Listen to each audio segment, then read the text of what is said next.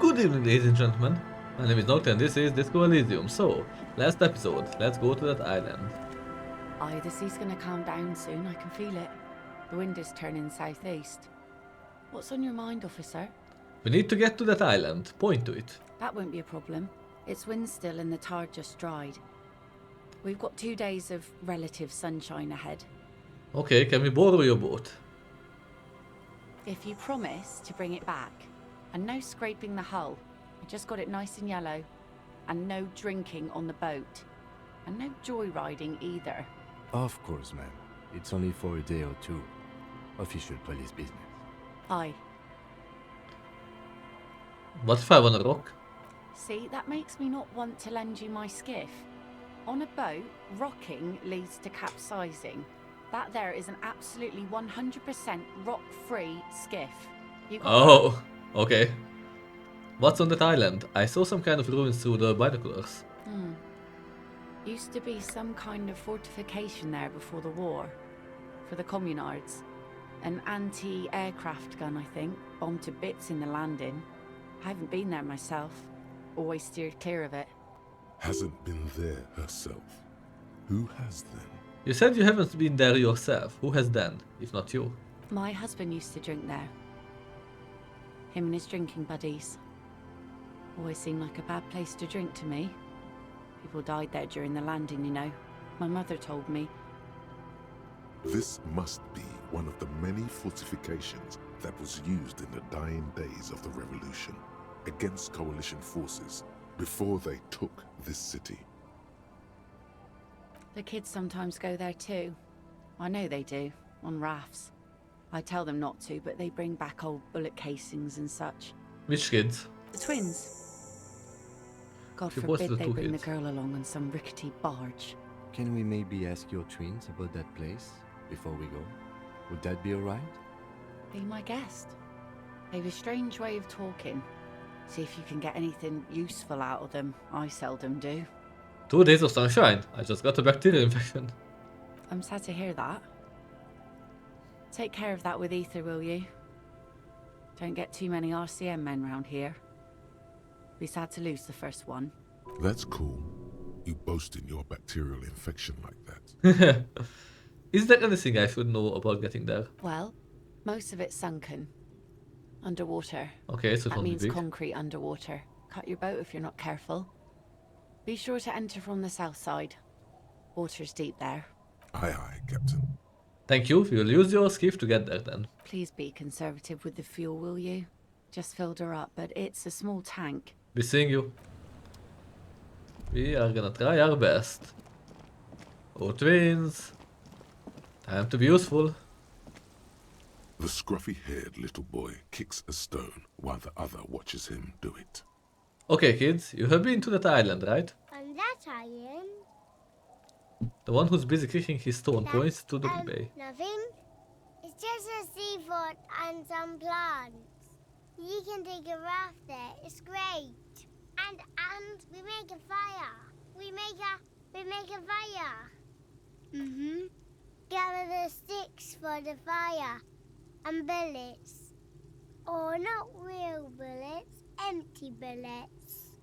Bullet shells. There are a lot of them left over from the war, but this could be important. Wait, you mean shells? I don't know what these are. What then? They're lights. The fire guy comes and asks us to put the fire out. They must mean a human being on that island, but it's cut off. Someone lives on that island. No. The boy answers, shaking his head vehemently. Yes. His brother looks at him, then at you. Let's go with yes. The lieutenant raises his eyebrow and whips out his notebook. Why is he the fire guy? Because The boy pauses to think. he asks to put the fire out. The other explains. Why does he ask you to put the fire out? I don't know. He doesn't like it. He don't like people to be there. You shouldn't go. Yes. The other one adds laconically, standing with his hands glued to his sides like a little tin soldier. Because he doesn't want to be found. Smoke traces. You mentioned something about lights. I don't know. Did you mean there are electrical lights? He points to the street light. Yes. Und? Is there anything else you can tell me about this guy? Age? Does he live there? No, he doesn't live there. I don't think. No, he lives there. Been there twice, 2 times. He doesn't live there. He isn't there sometimes. Anything else? What does this guy look like? I don't know. They say almost in unison. How come? We ran. He just yelled we shouldn't be there. Your father used to go to the island too, didn't he? Our father killed himself. Don't say that, he didn't. His brother punches him. The boy's eyes well up like he's about to start crying. It's okay to kill yourself, you know. I'm gonna blow my brains out. Gonna close this one final case and then blam, I'm out of here. Your father did not kill himself. He killed himself alright. Nah. If I remember right, he just fell into the water and his body was washed out. I don't know. The boy who made the claim finds himself unsure of it. He looks around. Doesn't even have anything to do with this, you. Father isn't the fire guy. The two things are unconnected. Your question didn't make sense.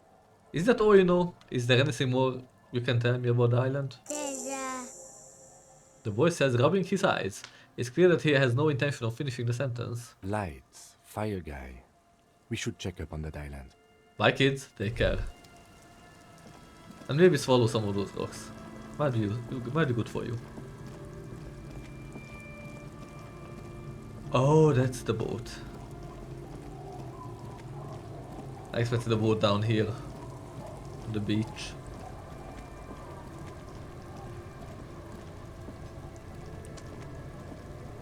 A skiff with a small steering engine in the back floats on the calm mirror of the sea. Its 2 seats are empty. Okay. Once you get in, that's it. One pull of the starter handle, and you're off into the bay. A strange trepidation comes over you. Are you sure you want to go now? Yes. I don't really have anything else to do. Have you made all the necessary preparations? Closed all your accounts? Remember what the net picker said. It's a small tank. You won't be going back and forth on this. You take the engine, Kim, I will hold the boombox. What? What's what? How else do we blast the said FM on our way to the island? Fine. Let's blast SAD FM then. SAD FM is a radio station specializing in sad, slow rock songs. You seem to know its frequency by heart. Okay, I need the boombox. Where is it? Oh, there. The skiff floats once you get in. Have you remember what the Get in and ride to the island.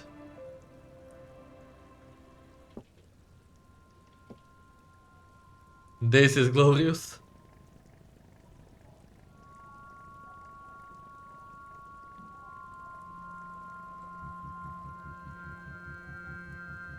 Want to be free. Want to be free. It will last forever.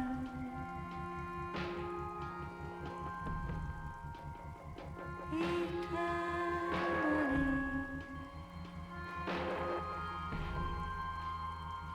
Want to be free. Want to be free.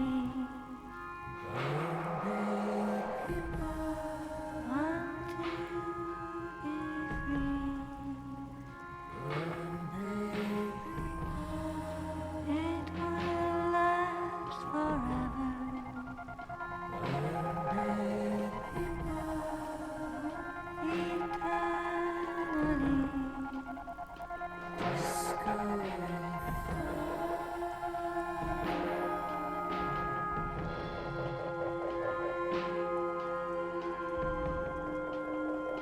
This is kind of beautiful.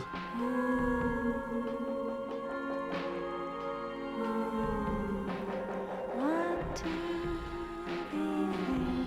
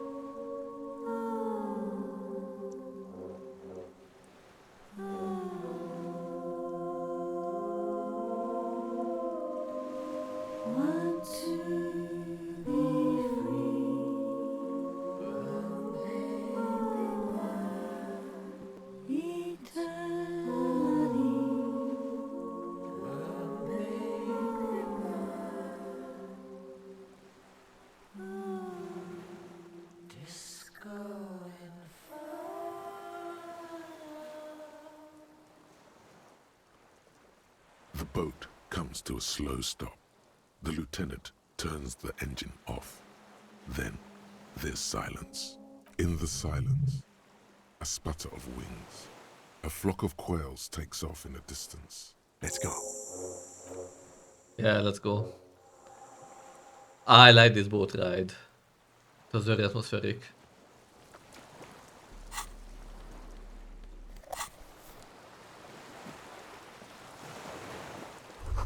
The rusty chain trails off into the ocean. The chain trails off into the ocean, connecting the island to the supply depot on the coast.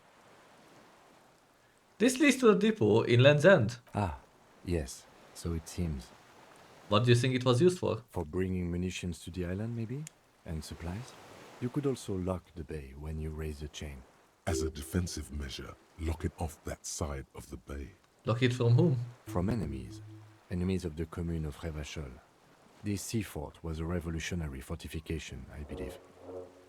This means I sort of got into the depot door. Technically, no, it doesn't. He's right. Fuck. The makeshift bridge. The bombs were powerful enough to break the foundation.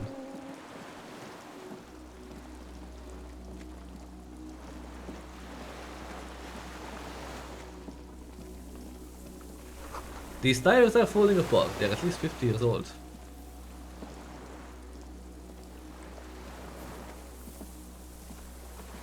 Why can I come here?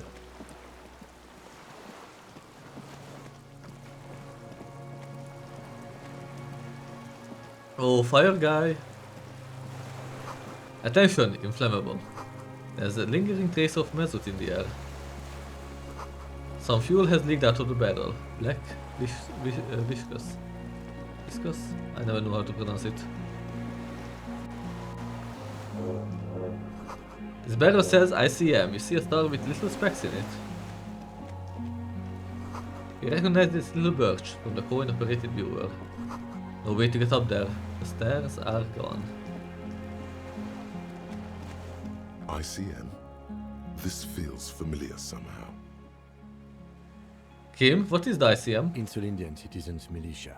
It's the official name of the Communard army. The black and white army of the revolution. Sounds an awful lot like. RCM. It sounds like RCM. Revachol Citizens Militia. It does. The Why? RCM may descend from the ICM. May? It's impossible to say. It was chaos after the war. The name was good for getting people to join us. Revachol West was mostly workers and criminals. Nice political thoughts rush through your neocortex. It's going to be hard to say them. Carrying around all that weight on a busted crutch is making you pant. What I'm hearing is, we descend from the glorious revolutionary army. There were all sorts of groups and groupuscules back then. It doesn't really matter. He bows to inspect the battle. A white star, point to the star on the label. No, an upside-down star. With its horns in the sky, the symbol of the commune. Are those specks stars too? No, that's the uninhabited archipelago. A DeLorean-era symbol of Insulinda, known as the face in the sea. Looks old. What's it still doing here? After 44 years? That's not nearly enough to hide what happened here, Lieutenant Gefreiter. One of these barrels was still leaking fuel, as you saw. The city is full of things like this. Old bullets, guns, fuel. Finished thought. Okay, let's go in. And not get murdered.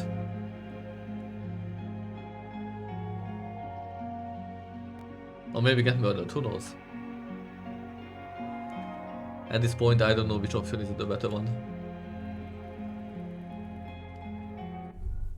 Ooh.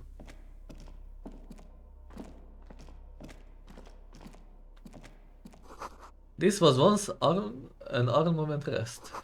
Twin cannons were attached here, medium distance, large caliber. Careful, these stairs have collapsed.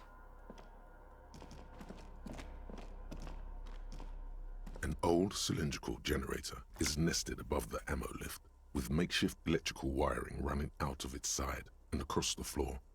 The cables disappear into the wall to your right. The lieutenant puts his hand on the metal barrel, checking for warmth. It's cold now, but someone has been maintaining it. The wiring has been repaired. Where do these wires lead? Downstairs, somewhere? What kind of generator is this? Liquid carbon. I would imagine it takes mazout. It points to the open fuel cap on the side of the dynamo. The kind that's favored by vagrants and fuel thieves. It's been a long winter. Long and cold. If anyone stayed here, they'd need a generator. Tap on the side. A hollow ring. The canister is empty. Dust falls from the generator and down into the ammo lift. What does this mean? A generator here. I don't know. I'm not a philosopher. I meant, why is it here? Someone with basic electrical skills has restored it in order to keep the room warm. Maybe it's the fire guy.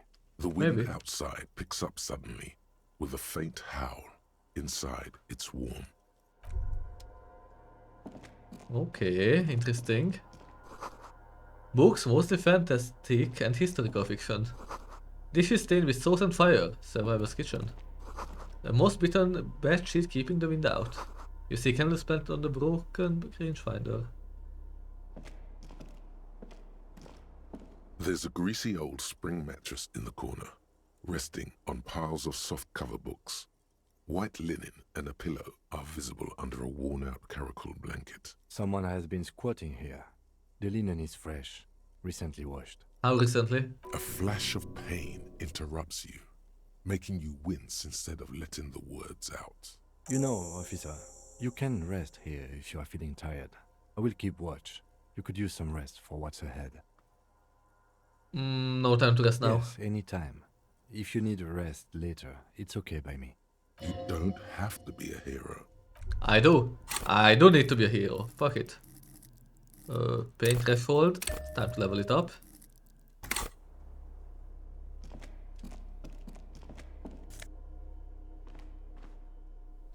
A fallen shirt. Interesting. Okay, I still have everything.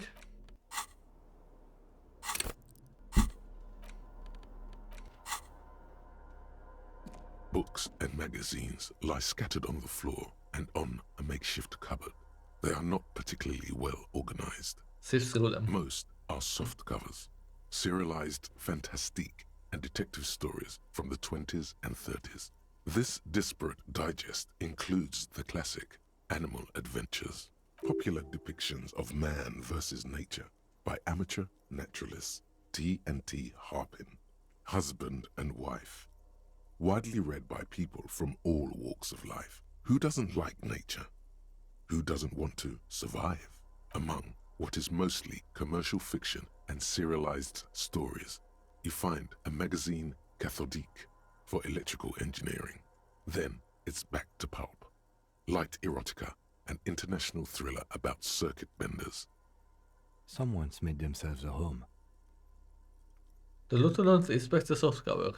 Does anything stand out as unusual? Please. Oh yes, under the bed, there is a rather extensive collection of critical theory, that is, dour, life non-affirming left-wing literature, published by small imprints such as Abattoir Firm and Ouzia. It's not exactly light reading. Look him, powerful communist theory, rigorous and truthful. Look him, deranged commuranting. Look him, downbeat dribble for people who can't get shit done. Look him, a book, left wing. I have no comments, do you? Well, I'm the rebuilder of communism, so powerful theory. Ouzia. I agree. Humanitarian sciences. It stands out. Not a lot of critical theory around in Ravachol West. Your incendiary remark has failed to provoke him. It's making a strong comeback. After all, Kids dig this stuff. There was plenty of it in the students' room at the apartment building. That one student did have some, yes. It's still out of the ordinary. the little books seem inconsequential next to the big pile of frivolous entertainment covering them.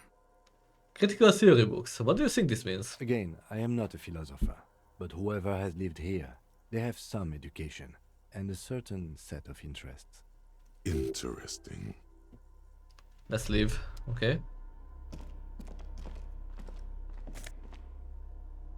Ooh, Army Surplus Winter Scarf.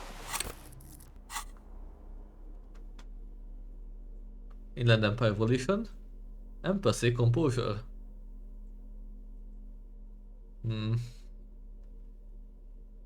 I think my current one is good enough.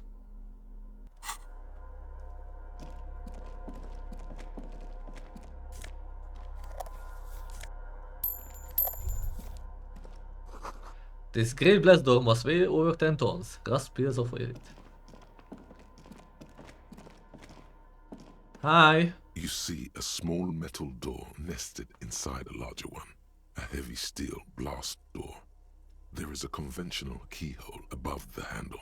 It's very small. What's on the other side? Another part of the island, probably.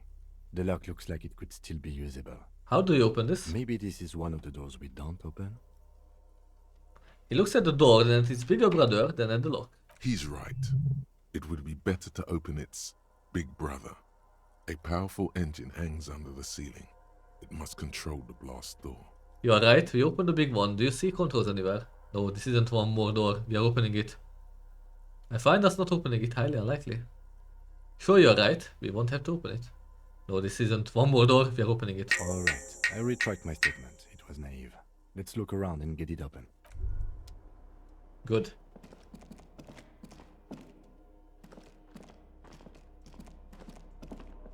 I need to open this. The heavy metal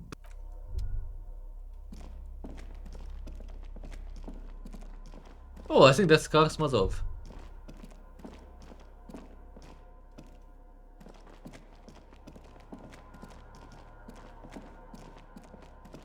Oh, I can still come this way. This hatch is jump shot.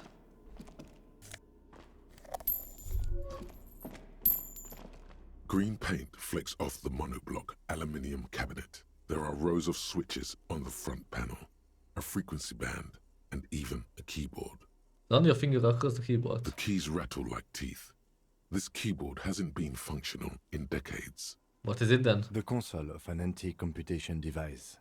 The generator upstairs, with wires coming out. They terminate here. Could this open the blast door? Possibly. Urgence, ouvert, allumé, radio diffusé. It sounds like, It sounds like this device was used to control the electronics here. Maybe it still does. Maybe. This device was used to control the electronics in the room. It could open doors, control lights, function as a radio computer. Light interior. Nothing happens.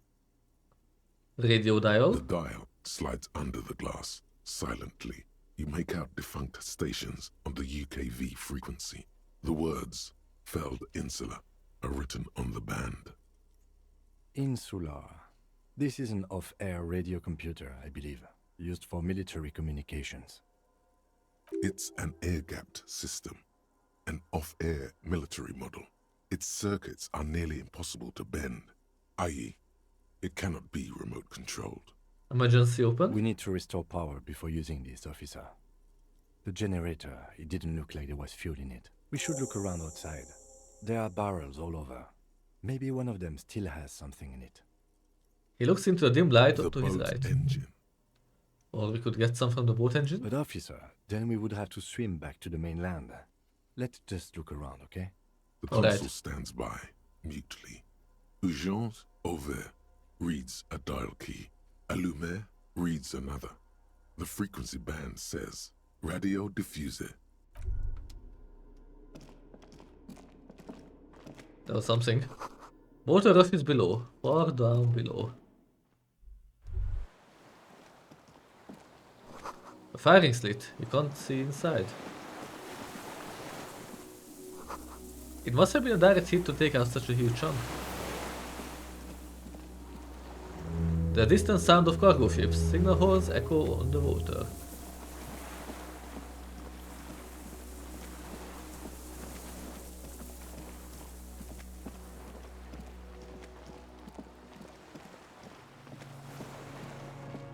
This place is very intriguing so far. But could this be the key to the murder?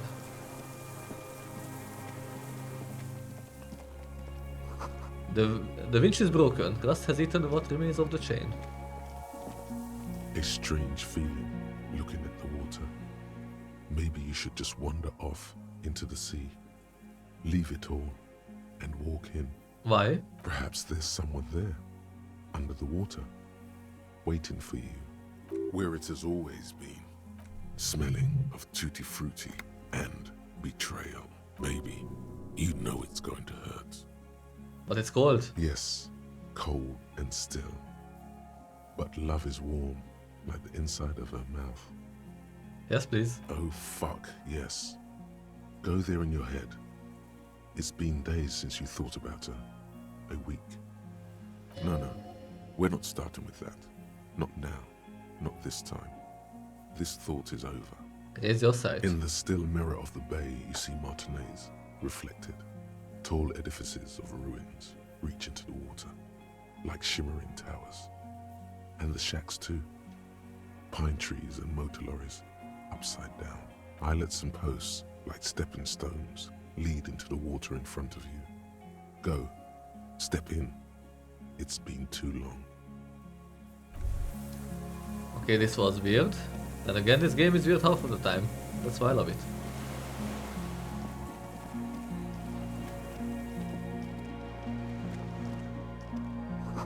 The inside of the fortress, you make out the console and the blast door.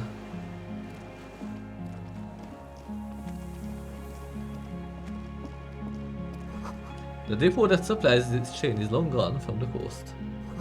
A weathered artillery map showing coordinates in the Bay of Eversol. An old medicine cabinet, newly stocked with a drumine.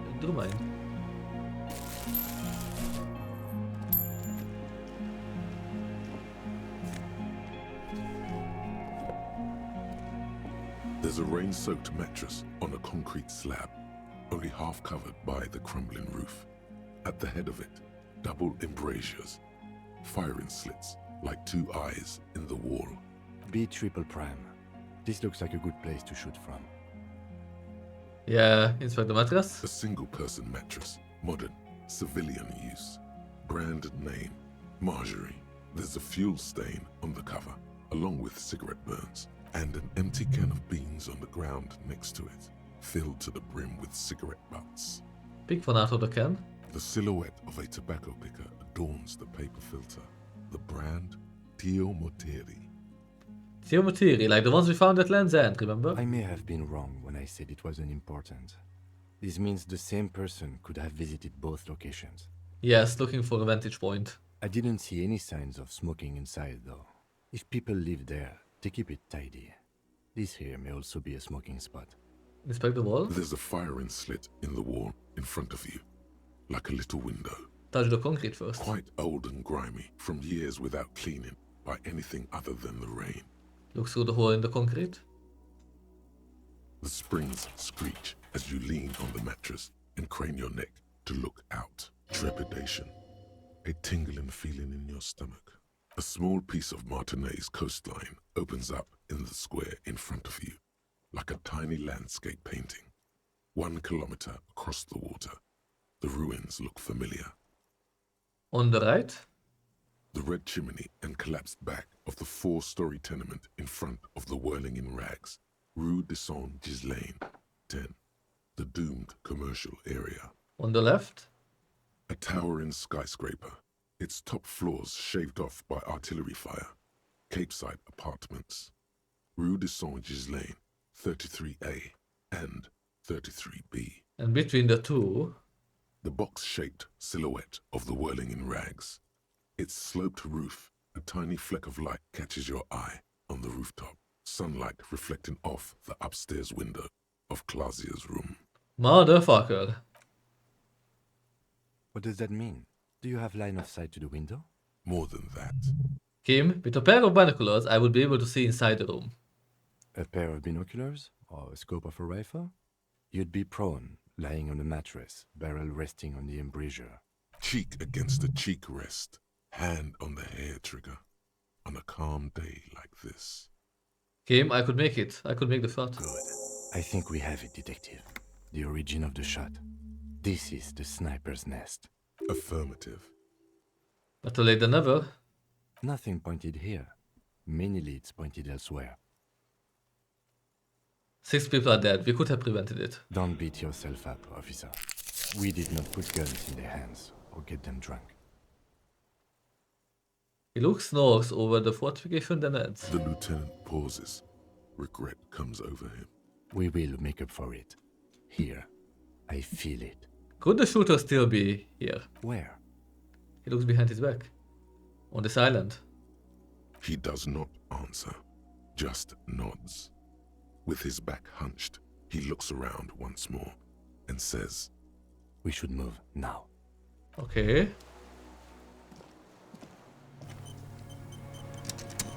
We definitely found a place.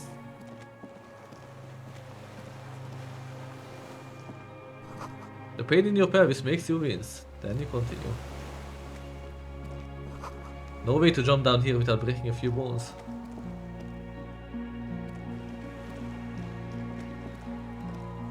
Why can I come here?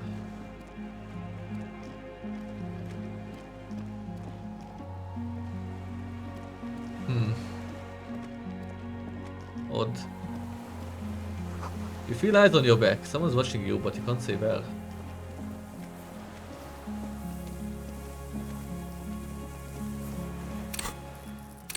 Need another pain threshold?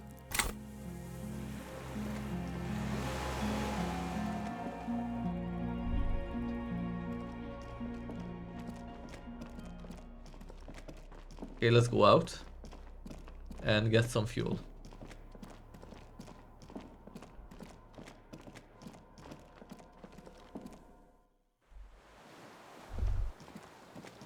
The dry grass crackles under your feet as you stop. Far away, birds' wings touch the still surface of the sea. What is the flutter? The flock of quail departs, now more than 100 meters away, 102, 105. Underneath the flutter. On the islet, there is almost no wind, just the light movement of air through the reeds. Bulrushes swaying on the waterline. Long dried leaves chafing against each other, like a silent orchestra tuning at the beginning of some major work. Of great importance to the few who attend. To the west. A silent hiss, sea air moving through the needles of a pine tree. To the east. The faraway roar of the city, distant like today's dream. Before it, the sound of sand, the low tide filtered through its grains, a bird tending to its feathers. Ahead. A low hum. The air slowly moves through a concrete box, through its ancient slits and cracks, resonating, hollow. A big building. Beyond that, further north. Air flows out of a pillbox window. There is very little there. The air cossets flowers on the meadow. Absolute silence. Reeds motionless. Bulrushes motionless. And below the silence. Col de Mamadakwa. We are way out now. Way out in the west. No, it's just your imagination. You can't hear such things. Kim? Yes? It's pretty silent on this island. Have you noticed how quiet it is? I have. Is that why we're stopping? Wait, I have to listen to one more thing. The lieutenant nods in silence. Open your eyes, stop listening. Okay, I didn't hear anything in the end. This barrel has run empty, there's almost nothing inside.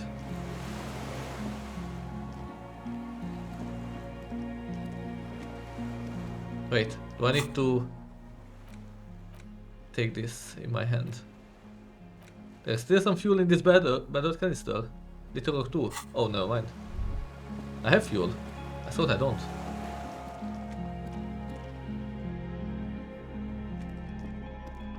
Okay, that changes things. This old cylindrical generator. Pour fuel into a tank. The lieutenant assists you, holding the canister up to the fuel tank as you tilt. Dark brown, viscous fluid pours out, and the room fills with a chemical smell. There's a red starter switch on the side of the cylinder and a start rope on the other side. The lieutenant flicks the switch. Pull the rope. The recoil start wakes the old generator up. The machine sputters like an old warhorse before settling down to a rattle. That should do it. Yeah? Let's open the door.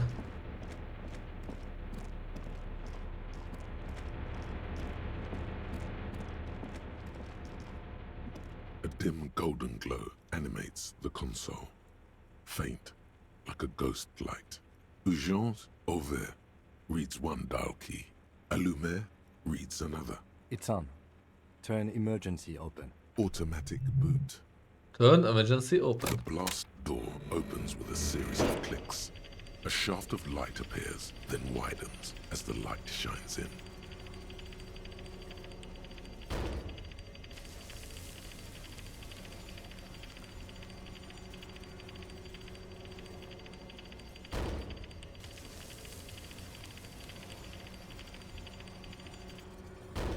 So what is waiting for us? After you. Before, outside, when we were walking across the sand, I felt someone watching me. So did I. Not back there, but I felt it since we came here. What's there? Point to the door. I don't know. A thin wisp of smoke rises from a charred black fire pit. The wind picks up, then dies down again. What if we get into another fight? Don't worry. I have a gun. He takes out his sidearm, checks the barrel, then holsters it again. I don't have a gun. Extra good that I do. Let's go. Okay.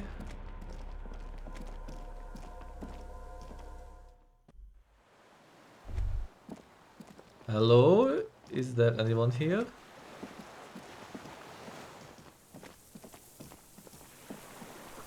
A rubber dinghy. It's deflated, broken. Small white flowers blossom all around you. Oh, Maybells.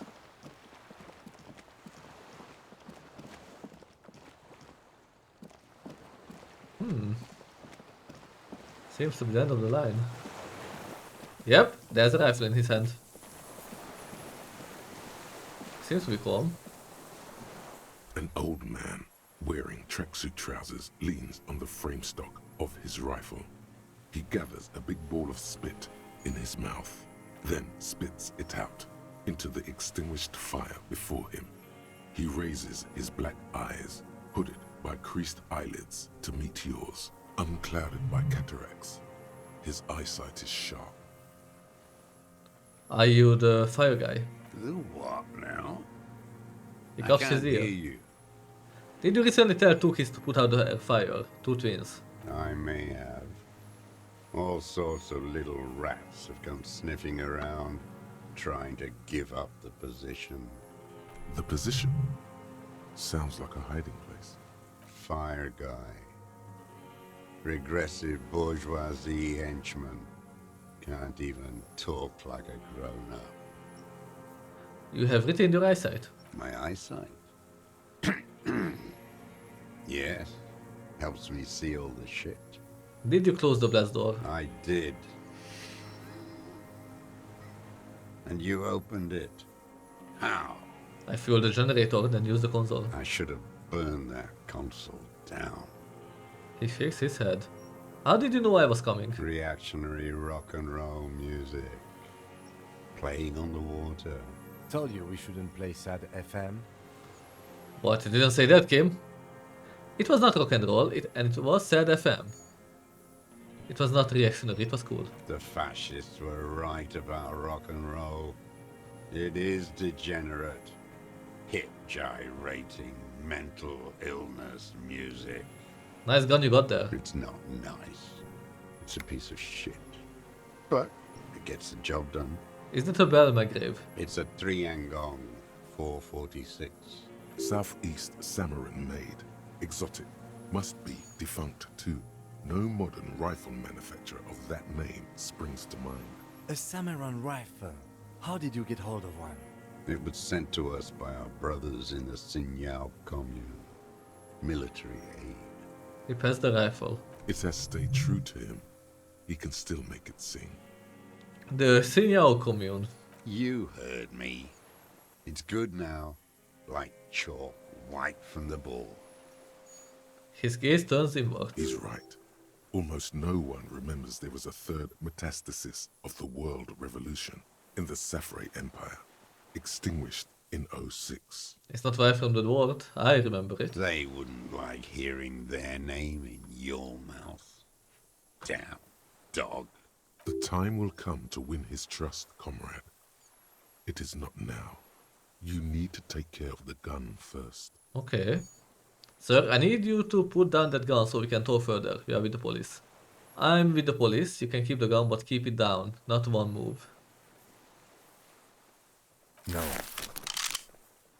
The lieutenant aims his pistol square at the man's head and says, Put it down now, sir. Or you're gonna blow my brains out before you question me. To hell with it. It's a walking stick anyway. It's out of bullets. The old man lays the rifle down carelessly, then looks at it lying there. Like an amputated limb in the sand, Pick up the gun. his gaze follows your motions. The rifle feels surprisingly light in your hand. Frame stopped and patched in places with tape and wire. Inspect it closer. The rifle's in a shabby state, like a crutch that's seen too much travel. Hieroglyphs are embossed into the forearm, made of walnut. On the butt, you see Vespertine writing, burnt into the wood. Triangong, 4.46mm, made in Sinyao. It's as he said, it's a triangong made in Sinio. No one said it has to be a Belmagrave. We were just guessing. From ballistics, it could easily have been a triangle, too. It doesn't matter if it was made in Shanti Shanti. All it has to do is use jacketed ammunition. And it does. This uses jacketed ammunition, 446. The right type and the right calibre. The lieutenant nods, glancing at the gun. He's liking this.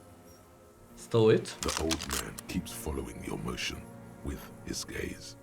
His right arm twitches suddenly. This looked very much like the murder weapon. It could be used against him to get a confession. Who are you? My name is Josef Lilianovich Dross.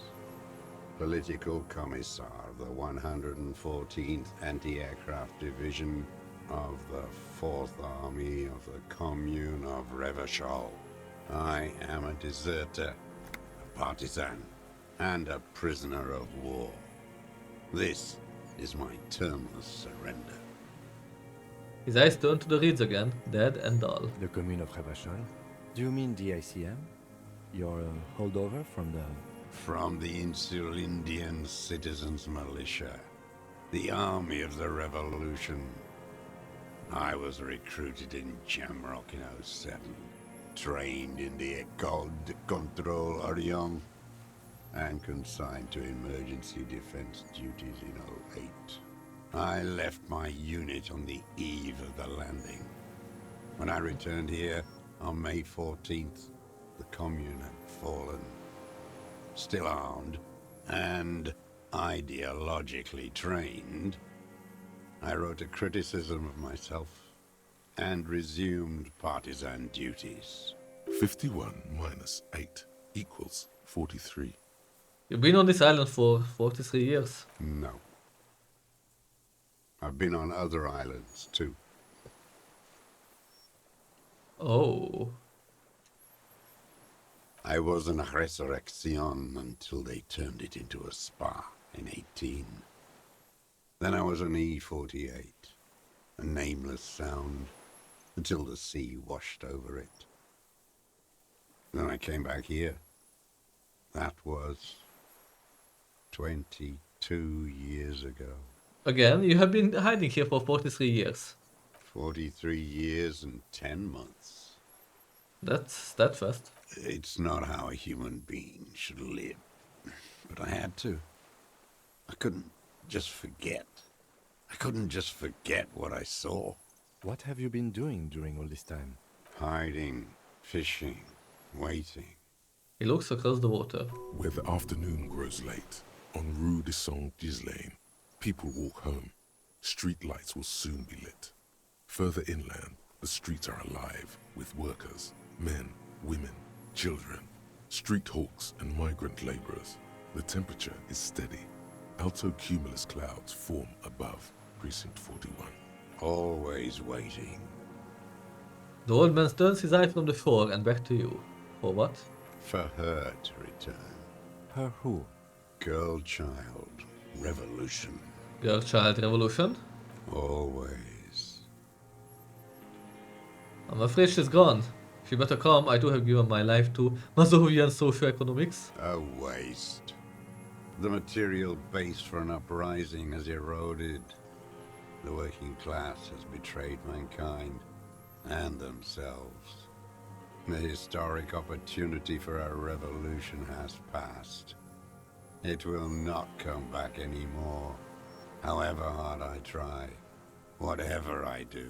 You said you deserted your unit. I was just 16 years old, 15 when I volunteered. I had a lapse of faith.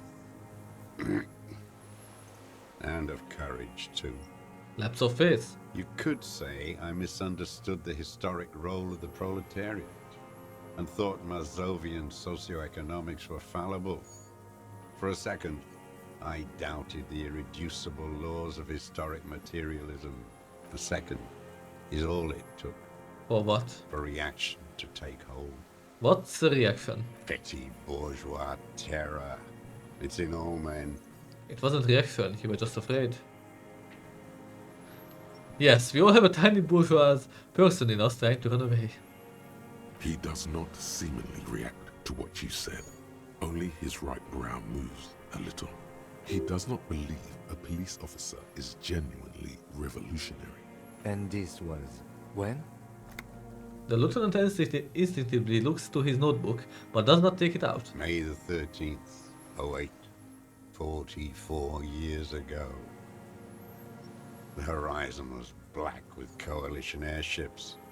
Their petroleum rose to the sky, and it looked like it formed the clouds. Storm clouds.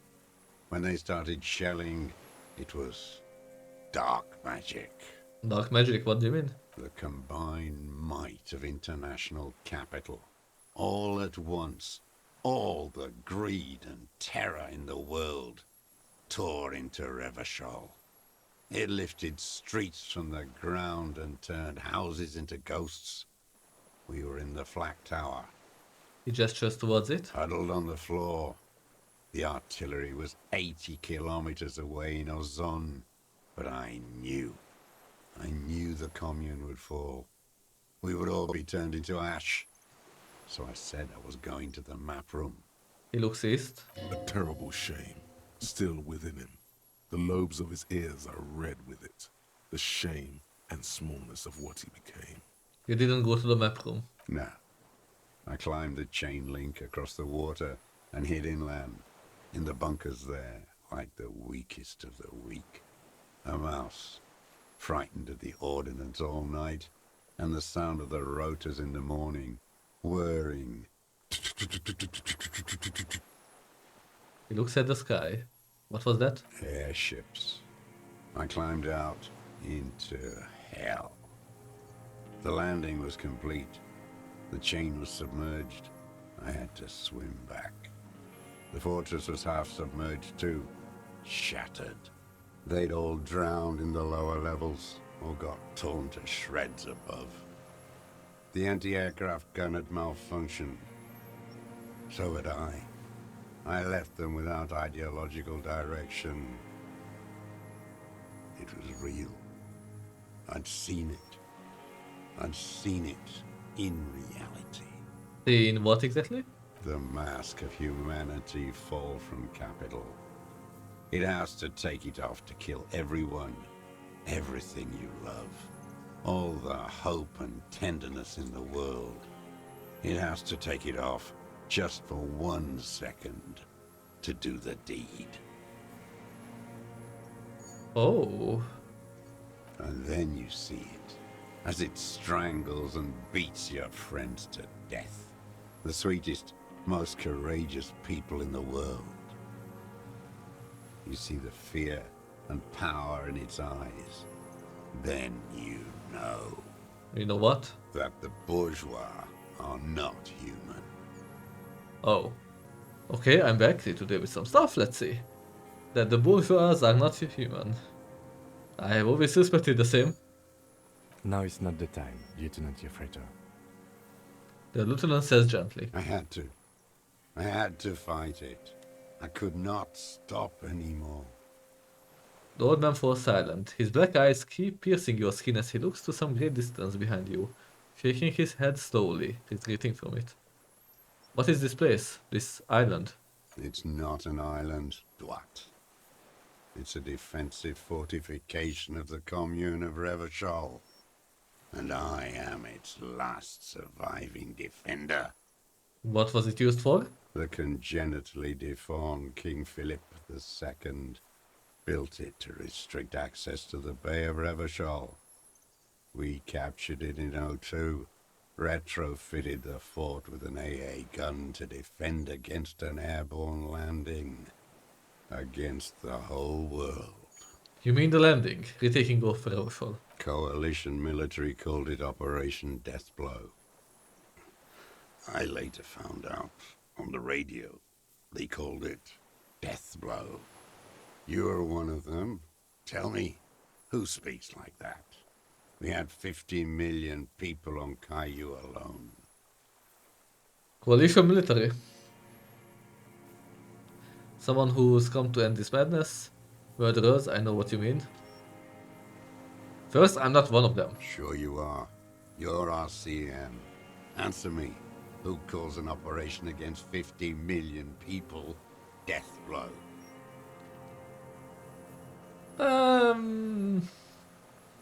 The coalition military. Iblis, Iblis. the black-eyed angel.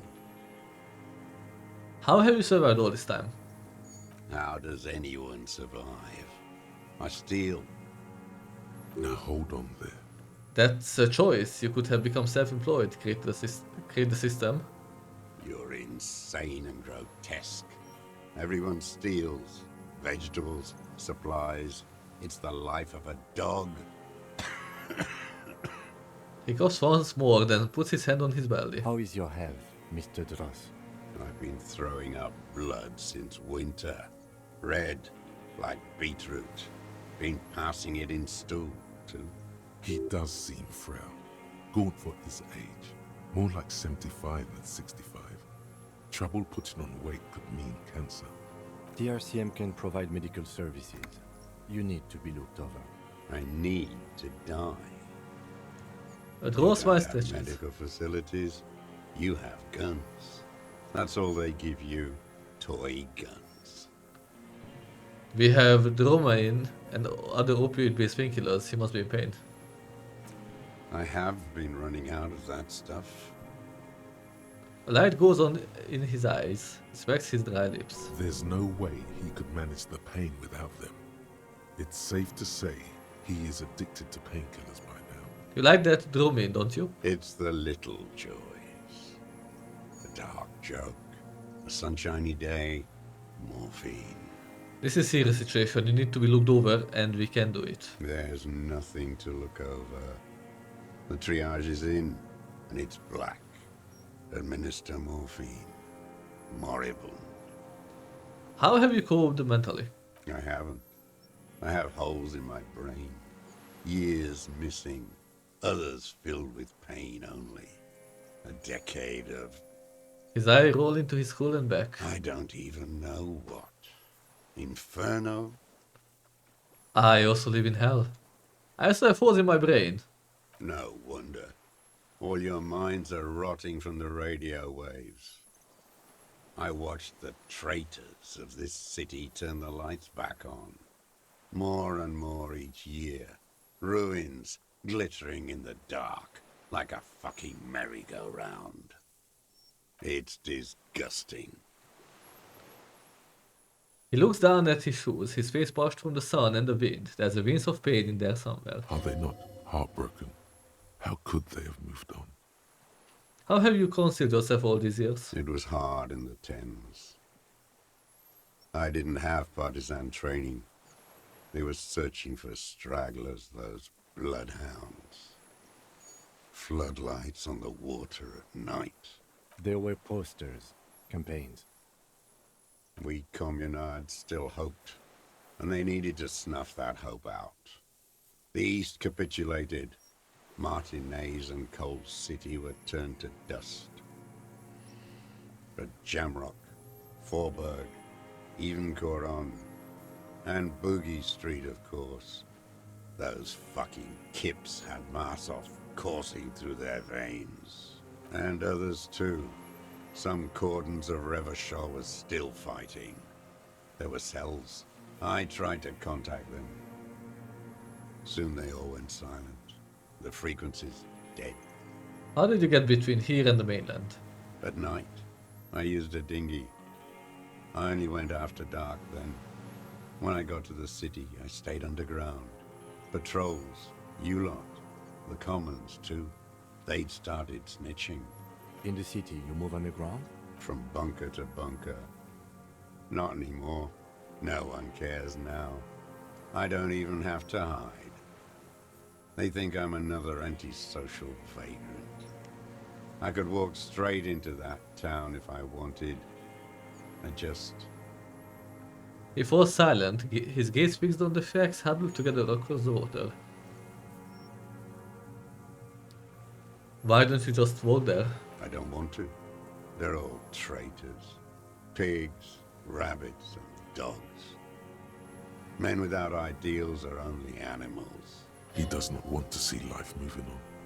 People forgetting, drinking, laughing. The weapons cache on the Saint Ghislaine 22B.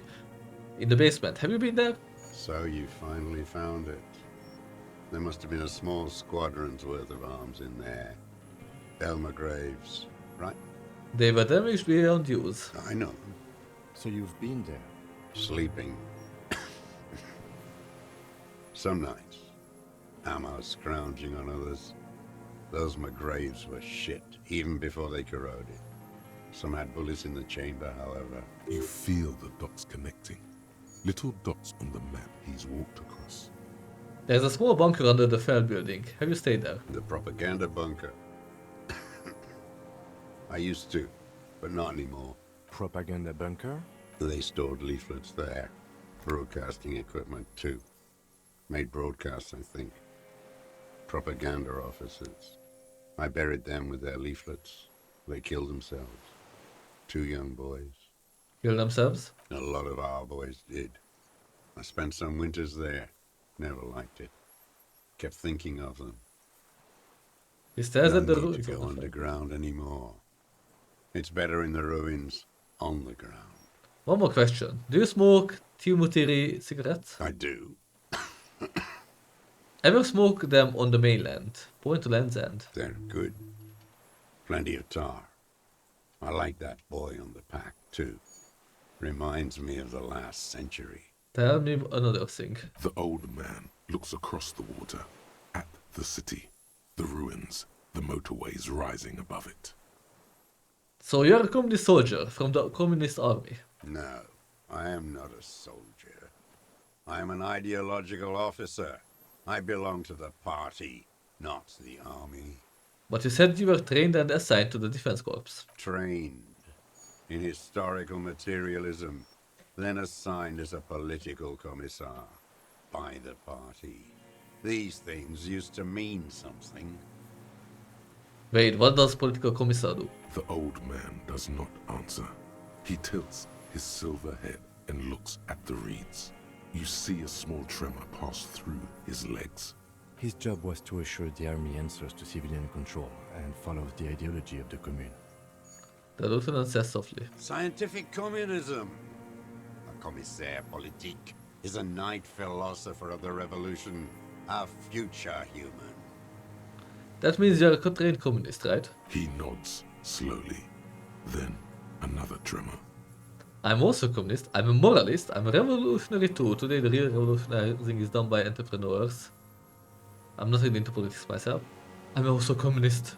No, you're not. You're a liberast. Liberast. A liberal and a pederast. It's what most liberals are. I'm not liberal, I told you I'm a communist. Detective, we have not come here to discuss ideology. He then turns to the old man. We have come to ask questions regarding a murder investigation. The old man spits into the fire pit. He does not say anything more. A jitter passes his lower body. You said this is your termless surrender. You're with the RCM, the coalition-appointed mob that enforces bourgeois morals in Revachol.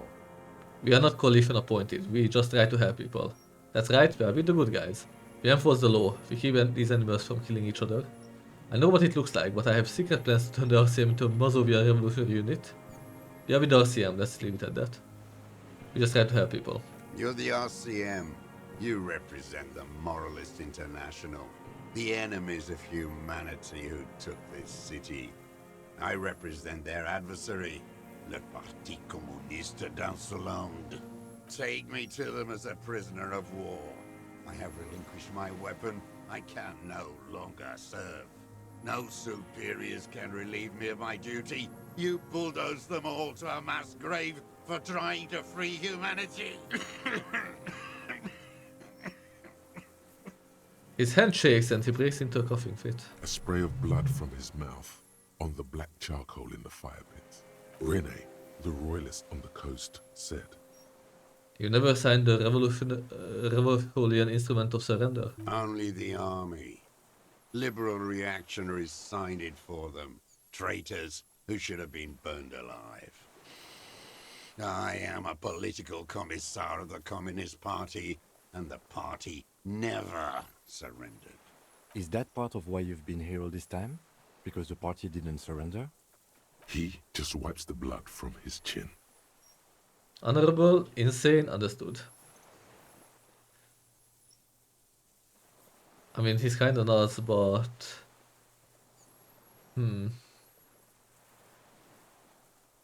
Interesting how he wanted to hold on. Enough to everything collapse. It is fucking nuts, but I'm trying to play in his favor now, so I'm gonna tell him he's honorable. Honor is a feudal atavism. My motive is class. I have another serious question for you. There's nothing serious in this world. It's a farce. Let's assess his body language. For a 60-year-old man with stomach trouble, who spent his entire life alone on an uninhabited island, he seems surprisingly fit. That's it. He's clearly a drug user of the painkiller sort, prone to erratic hand gestures, and malnourished. But that's it. The moment passes, and you say, What have you been using this gun for? I've used it for killing people. Killing people? It's a gun. That's what they're for. You want a moralist euphemism? Defending your family and your property. I haven't done that. I've used it to kill people. Interesting.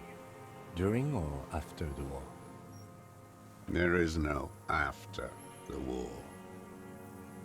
Class war is never over.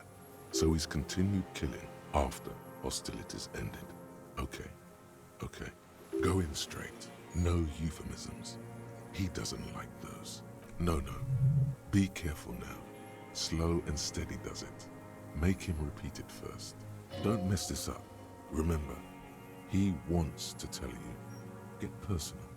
So you're saying you kill people after active fighting stopped? Did you use the gun to shoot and kill the corner of security contractor Krenol? I know you want to tell me, have you killed anyone with that gun in the last week or two? I don't want to tell you anything, you grotesque murderer. And why did you think that was a good idea? Don't listen to me. I'm wrong all the time. That's true. So you're saying you killed people after active fighting stopped? What did I just say? He keeps shaking his head erratically suddenly. He brushes something out of his eye. What did I just tell you? Don't drop the ball now. Did you use the gun to shoot and kill a corner of the security contractor Krenol? The who now? He leans in and cups his ear. He heard you. He just wants to hear you say it again. This is dramatic flair on his part. Right choice. We're in. Do it, sire. The corpse in ceramic armor, hanging behind the whirling in rags. Did you shoot him? The fascist deathbot who took the bullet in the mouth on the night of March 4th. His name was Alice Cortainer. He was part of secret detail here in Martinez. A beautiful, strong man sent here by the Honorable Private Military Company Krenol. The fascist death squad, maybe that will get to him. Oh, yes. Yep. That one. Ugly piece of work, that boy. Did you kill him? The lieutenant takes a sudden step towards him. I am a son of a welder and an officer of the Commune of Revachol. I I do not collaborate with murderers and pederasts of the liberal regime. Exhaust him with proof. Pile it all on him. Get a confession. The gun. The murder weapon is the perfect opener. Yeah. The scent of blood in the air. But what else? There was something you can't remember. I don't need your cooperation, I got this. We have done the ballistics. The shot comes from this I island. saw you poking around there, looking for evidence. You're damn diligent when it comes to dead fascies. Did you like the view? You had direct visibility. There are embrasures in the concrete, specifically meant for a top follower to use. And you had a long-range rifle in your possession. The lieutenant softens his voice. You've been here a long time, Mr. Dros. Too long. You clearly need medical aid. I'm ready to die. I've done my part. He's practically admitting to it. Dead fascists for fascists. Done his part. Is best uninterrupted line of sight into the window in all of Martinez. Because it's a sniper's nest, you stupid fuck. Radio Gosh is right. You have worms in your brain. Another sudden twitch, then one more one in his right eye. Almost. He almost burst out there. Keep piling arguments. Anything. I don't need your cooperation, I got this. Show him the Triangong 4. Not a lot of guns around that use military-grade ammunition, are there? It's a real gun. Not like your musketeer pistols. You look like imbeciles. Why don't you ask them to give you real weapons? Going against automatic rifles with these toy guns. Of course you got those boys killed. Damn, he saw you. He's watched it happen. He would have a good view of the tribunal from here. It's not just empty boasting. Yeah. So he saw you. Okay. So what? Don't let it divert you. We saved a lot of them, Elaine and that musician behind it. Stop changing the subject, we have the murder weapon. You know what? You're right. I'm convinced this made the shot. Should we call it? The lieutenant looks at the weapon demonstratively. I'm calling it, we have the murder weapon. Good. The lieutenant takes out his notebook and draws a single line. This feels good, doesn't it? Tearing things up like this. When you have the murder weapon, you have the killer. Murder. The old man does not say more. He just glances into the reeds and then twitches once more. This pushed him, but not enough. Just a little more. Come on, what am I forgetting? Hit yourself on the side of your head. Wait, here it comes. The goddamn Maybells. The dried Maybells on Clausia's roof. Oh yes. There were Maybells in the grass when you got here. They're revolutionary symbols from the war. Nowhere else, nowhere in all of Martinez have you seen them this spring. There were Maybells behind the victim's window. Damn Maybells. The whole island is turning white with them. He seems tender suddenly, nostalgic even. A strange mood swing. So many this year too. The spring is coming. No, it's already here. Wash the filth away. I haven't seen these flowers anywhere else in Martinez, only here. They blossom on the islets before. We fertilize them with our blood. Resurrection was snow white in May, before they ruined it. South, the Bay of Martinez is dotted with little freckles of islets, turning green, with white flowers in white snow. The coast, too, before they piled their containers on top of it, filled with broken, useless trash for fat-fingered bourgeois children to play with. A young woman called Klasje, ring any bells? These dried flowers were behind her window. Classier. You know her, right? She had intimate relations with the victim, the mercenary. With the victim. He turns his sight from the whitening field of flowers and falls silent. Then the muscles in his jaw twitch a spasm. There is a small tremble, looks like a smile, a crooked smile, yet isn't quite voluntary. He's about to burst. You know who he was. A coalition-trained murderer, armored and armed. He wasn't human. The blunt end of a hammer, dripping with blood. He was a rapist. I'm not saying he didn't deserve it. He was a killer, but he was still under the protection of the law. He was a soldier too. He was a man. Beating us to the ground, moaning with joy. You hounds get so thorough when a company-trained killer dies. I haven't seen you on this coast for 40 years. You know, maybe I should have killed one sooner. Got your attention. Now you stop eating druggies and prostitutes in your basement. Now you come to investigate. Not when they die by the hundreds. He breathes through flared nostrils. This is it. Shot him. Shot him. Say shot him, not killed him. So you shot him. Oh, the inhumanity. One paramilitary less in Revachol. You can almost see him squeeze a tear out of his eye. His fists begin to tremble from the anger. The lieutenant raises his right arm to hush you. Hush. He does not need to be pushed anymore. The ball is rolling, while the lieutenant listens, holding his breath. Let's hold it. I had them in my sights. Both of them. Him and the whore. I was breathing with them, in phase. And I pulled the trigger and flew on the air until I landed in his mouth. He begins to smile. I didn't think I had a shot like that in me anymore. I did. I saw him kneel there with his mouth full of death, and that stupid look on his face. And his dick still in her. Then what? Nothing. I went to sleep. Next morning there were Maybells everywhere. The world was white, or what's left of it anyway. My last spring here. I knew the fascists would come to avenge their own. And so they did. Mr. Dross, are you aware you're confessing to murder? The lieutenant asks after a second of silence. Yes. A single word is all he gives. And you were looking at them, the victim and a young woman, having sex, through the scope of your rifle that night, before you shot him? The lieutenant takes out his notebook slowly, very slowly. The old man nods. Why? Because that's what they were doing. He shrugs, then smacks his lips. The motive. This is where the motive is going to come from. You can coax it out of him. The lieutenant's preparing the ground. I don't understand. Do you, detective?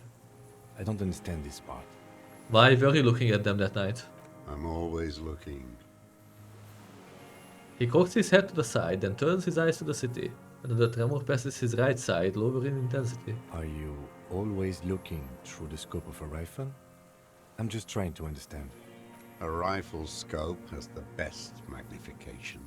And if you don't like it? Click. You pull the trigger. Yes. Think of it as a form of critique. You got him going. Connect every little piece now. Wrap this up like a gift. Okay. Been looking at anything else you haven't liked? A tragic comedy. Druggies, prostitutes, and rentiers. A strange little engine seems to fire up in him again. It straightens his back.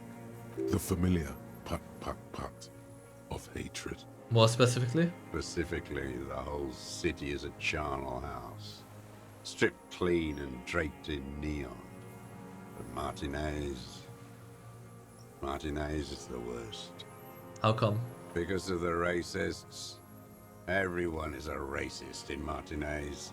It's their favorite thing to do in the whole world. Listening to race-themed radio shows. In the ruins, in their lorries. He points inland. Pumped full of steroids and Radio Revachol 92. Race this, race that.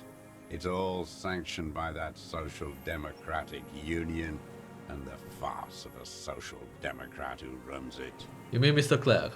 Yes, the fly larva in his container. He let some nihilistic advertising yuppies erect a statue of Philippe III, a syphilitic murderer, on the town square, to spit on the working class. Let him finish. Not since the serfs of ancient Pericarnassus has history produced a more inert social class than the Martinez proletariat. The rest of Revachol at least pretends to rebuild. These people still live in ruins. In tents, like animals. Like those boom-boom morons on the ice. A pity they didn't drown in that tent of theirs.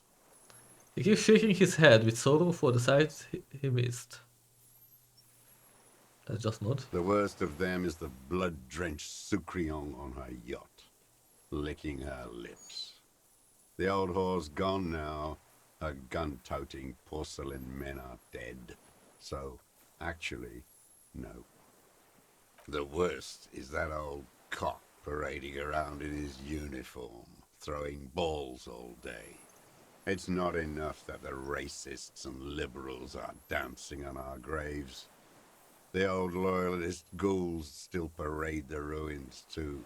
Every morning he's there, while the parasites he fought to protect are off in Ozon, or Quayamorang, or some other island they built their palaces on, feeding on drugs and having sex with their own children. That's all the rich really want. Sex with their own children. Throughout history, even the royal bloodline of the suzerain, it's all just an excuse for them to have sordid sex. At least that old cunt Frisell is now dead. We did good when we pushed him under that horse car. If only, in the 30s, those disco whores. What follows is ominous rumbling. You cannot make out a single word. The disco whores are too much.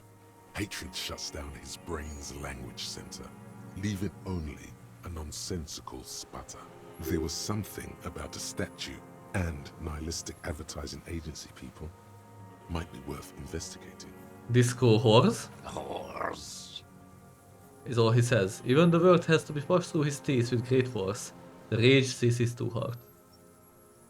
There was something about the statue on the roundabout and syphilis. Syphilis is a disease Philippe III contracted in a whorehouse. The statue is an abomination. Abomination? The bacteria entered his brain and made him squander trillions on sparkling wine, cocainum, and monuments of himself. His son, Philip IV, the insane, contracted syphilis in the womb. He praises him with a wheeze of hatred. That is technically possible, although Philippe III was not actually syphilitic. He was just mad. And he still went on to govern Revachol for 25 years. We lost 2 million lives toppling that mode of government. And those grotesque statues too. Hundreds of them. But he's still there. What a keen remark. Yes, it is, isn't it? It's still there. Do you know why? Because they forgot to take it down. Because the king is holy and his statues are indestructible. Say, because the king is holy and his statues are indestructible, but not ironically. Because cynical advertising yuppies erected a deconstructed version of it. That's right. Some advertising cockroaches erected a cynical deconstruction of it. We tore it down with honest working-class plastic explosives. And there it is again. He shakes his head in disgust. Art is a bourgeois establishment. It's an affront to humanity. Every gallery should be bulldozed, and the artists should all be given 30 years of hard labor in Yekokata. Holy fuck, he's extreme. You mentioned the Union is social democratic, and Mr. Clare a farce of a social democrat. Another hideous disappointment. Unions are the real enemy. The true enemy of the proletariat, placating the masses. Disappointment. So personal. He displays a familiarity with the Union's top brass. Who's a disappointment, Everard Clare? That deformed toad? I wouldn't expect him to wipe his own ass. I mean, the brains of the operation. The smart one. Wait, what? Doesn't Everard run the Union? That mobster toad couldn't run a shithouse. He has no political education. His twin, Edgar Clare, that one's been to one of those East Revachol universities. He talks a big game about uprising and alienation and so on. You have talked to Edgar. First against the wall with him. He stopped poking at Dash now, just shakes his head. The Clares wouldn't miss a man hidden in their own backyard. Not all this time. Nothing happens in Martinez without them knowing. Of course. Maybe the Clears asked him to. Don't go straight for the kill. Exhaust everything else first. Soften him up. Have you approached them? I haven't approached anyone. I've hid. It was Edgar who came to me. How did he know you were here? He didn't just stumble in like an oaf. He nods at He you. figured it out. Some kids told him about a monster on the island. I told you, he has brains. He points to the path leading to the tower. Stepped right off the boat and walked down where you came. I even kept the door open for him. Thought he was a man of the left. Wouldn't rat me out. I was right about one of those things. When was this? 20 years ago. Neither of them could walk now, could they? They were less fat then. That's around the time the Clears came to power. What did you talk about? Edgar did the talking. Paid his respects like I were a fossil in a uniform. Offered platitudes about the struggle. Flaunted his pink degree. Even quoted Marzov. Never trust a social democrat who quotes Marzov. Oh, and charity too. They love their charity. Offered me blankets and social housing. I still have the gas cooker he brought.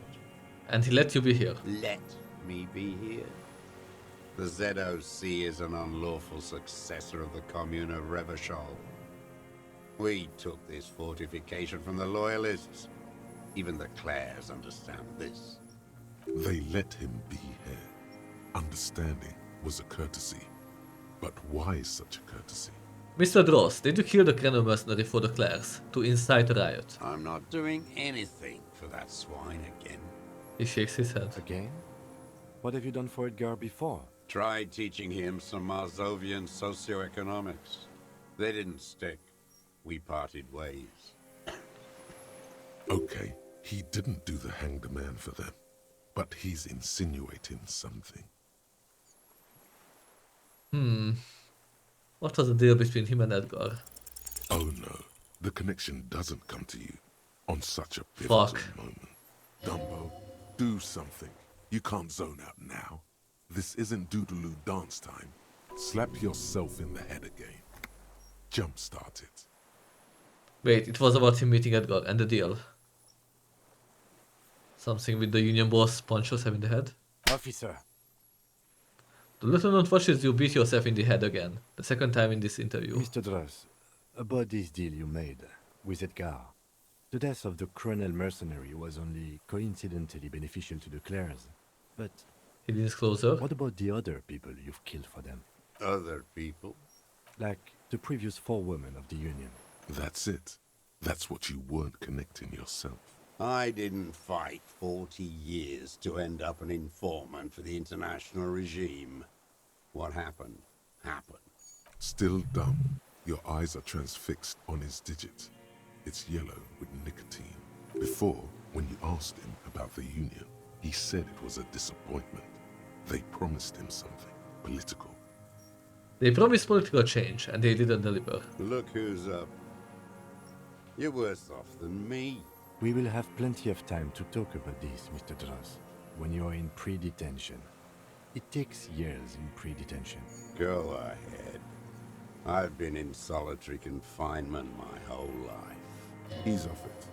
This was not an unmitigated disaster. The lieutenant mitigated it. Just proceed, calmly. Can I maybe level up now? Ooh, I can. By the cock parading in his colorful uniform, you mean René. Every fucking morning for 34 years. throwing that ball. One ball against the other. I've always loathed that game. That is not a working class game. I don't care what they say on Radio June. Royalist ghouls played like it was life itself. Click, clack across the water each day. And that uniform, like a parrot plumage. I won't even mention that he's a traitor to his race. A Patank maniac race traitor. Just nod. I remember him. I remember him from Lanos. Not him personally, his make and model. There were tens of thousands of them. I thought we took them all out before the Liberals came to their rescue. We missed one, that one. With his shaky finger, he points to the city, towards the crater near the plaza where a lonely pine tree stands. There doesn't seem to be a single person under the pine today. Not even Gaston. Alone. There's no one there. Fat and plump, like a pheasant. Just begging to be popped off. Please, Mr. Dross, shoot me. You would like to kill him? Not yet.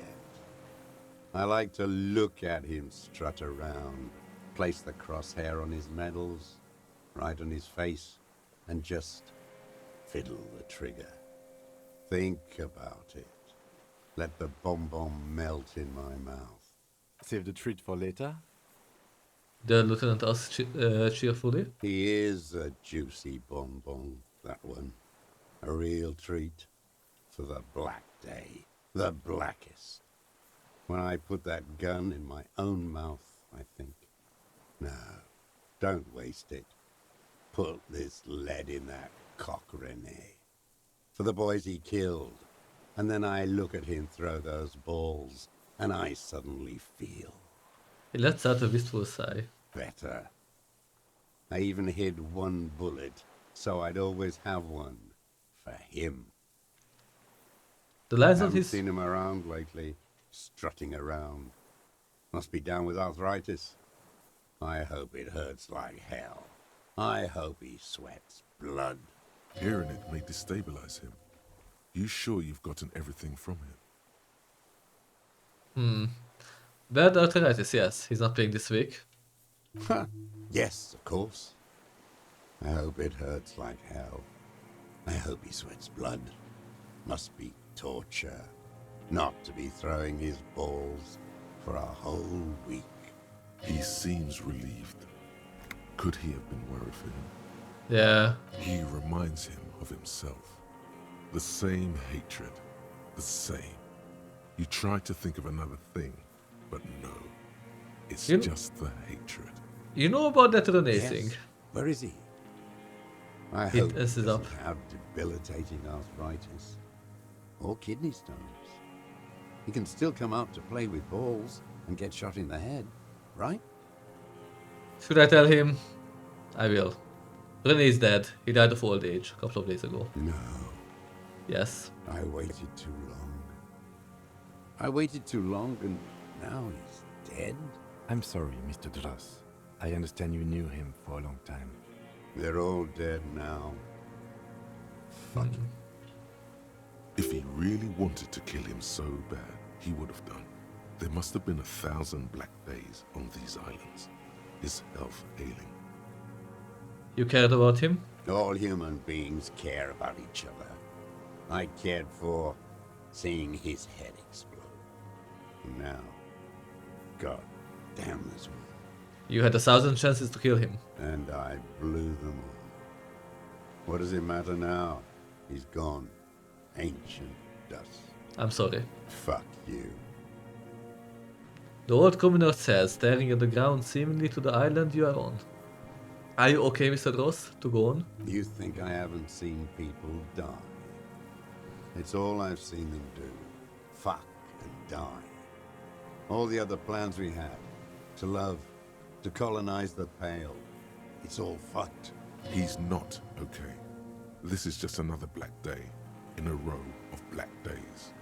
Something strange is keeping him together, making him endure.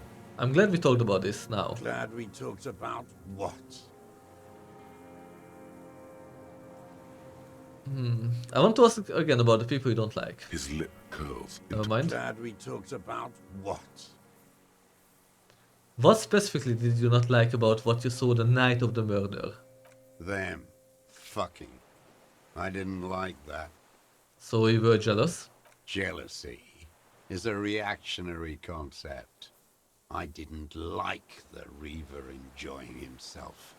Drugged out, soothed in the arms of a young woman. I wanted him to die so he could not enjoy life anymore. Wow, that's some new level of hatefulness. Congratulations. And I wanted to see his head explode. That too. She should know better than to hold a child murderer between her thighs.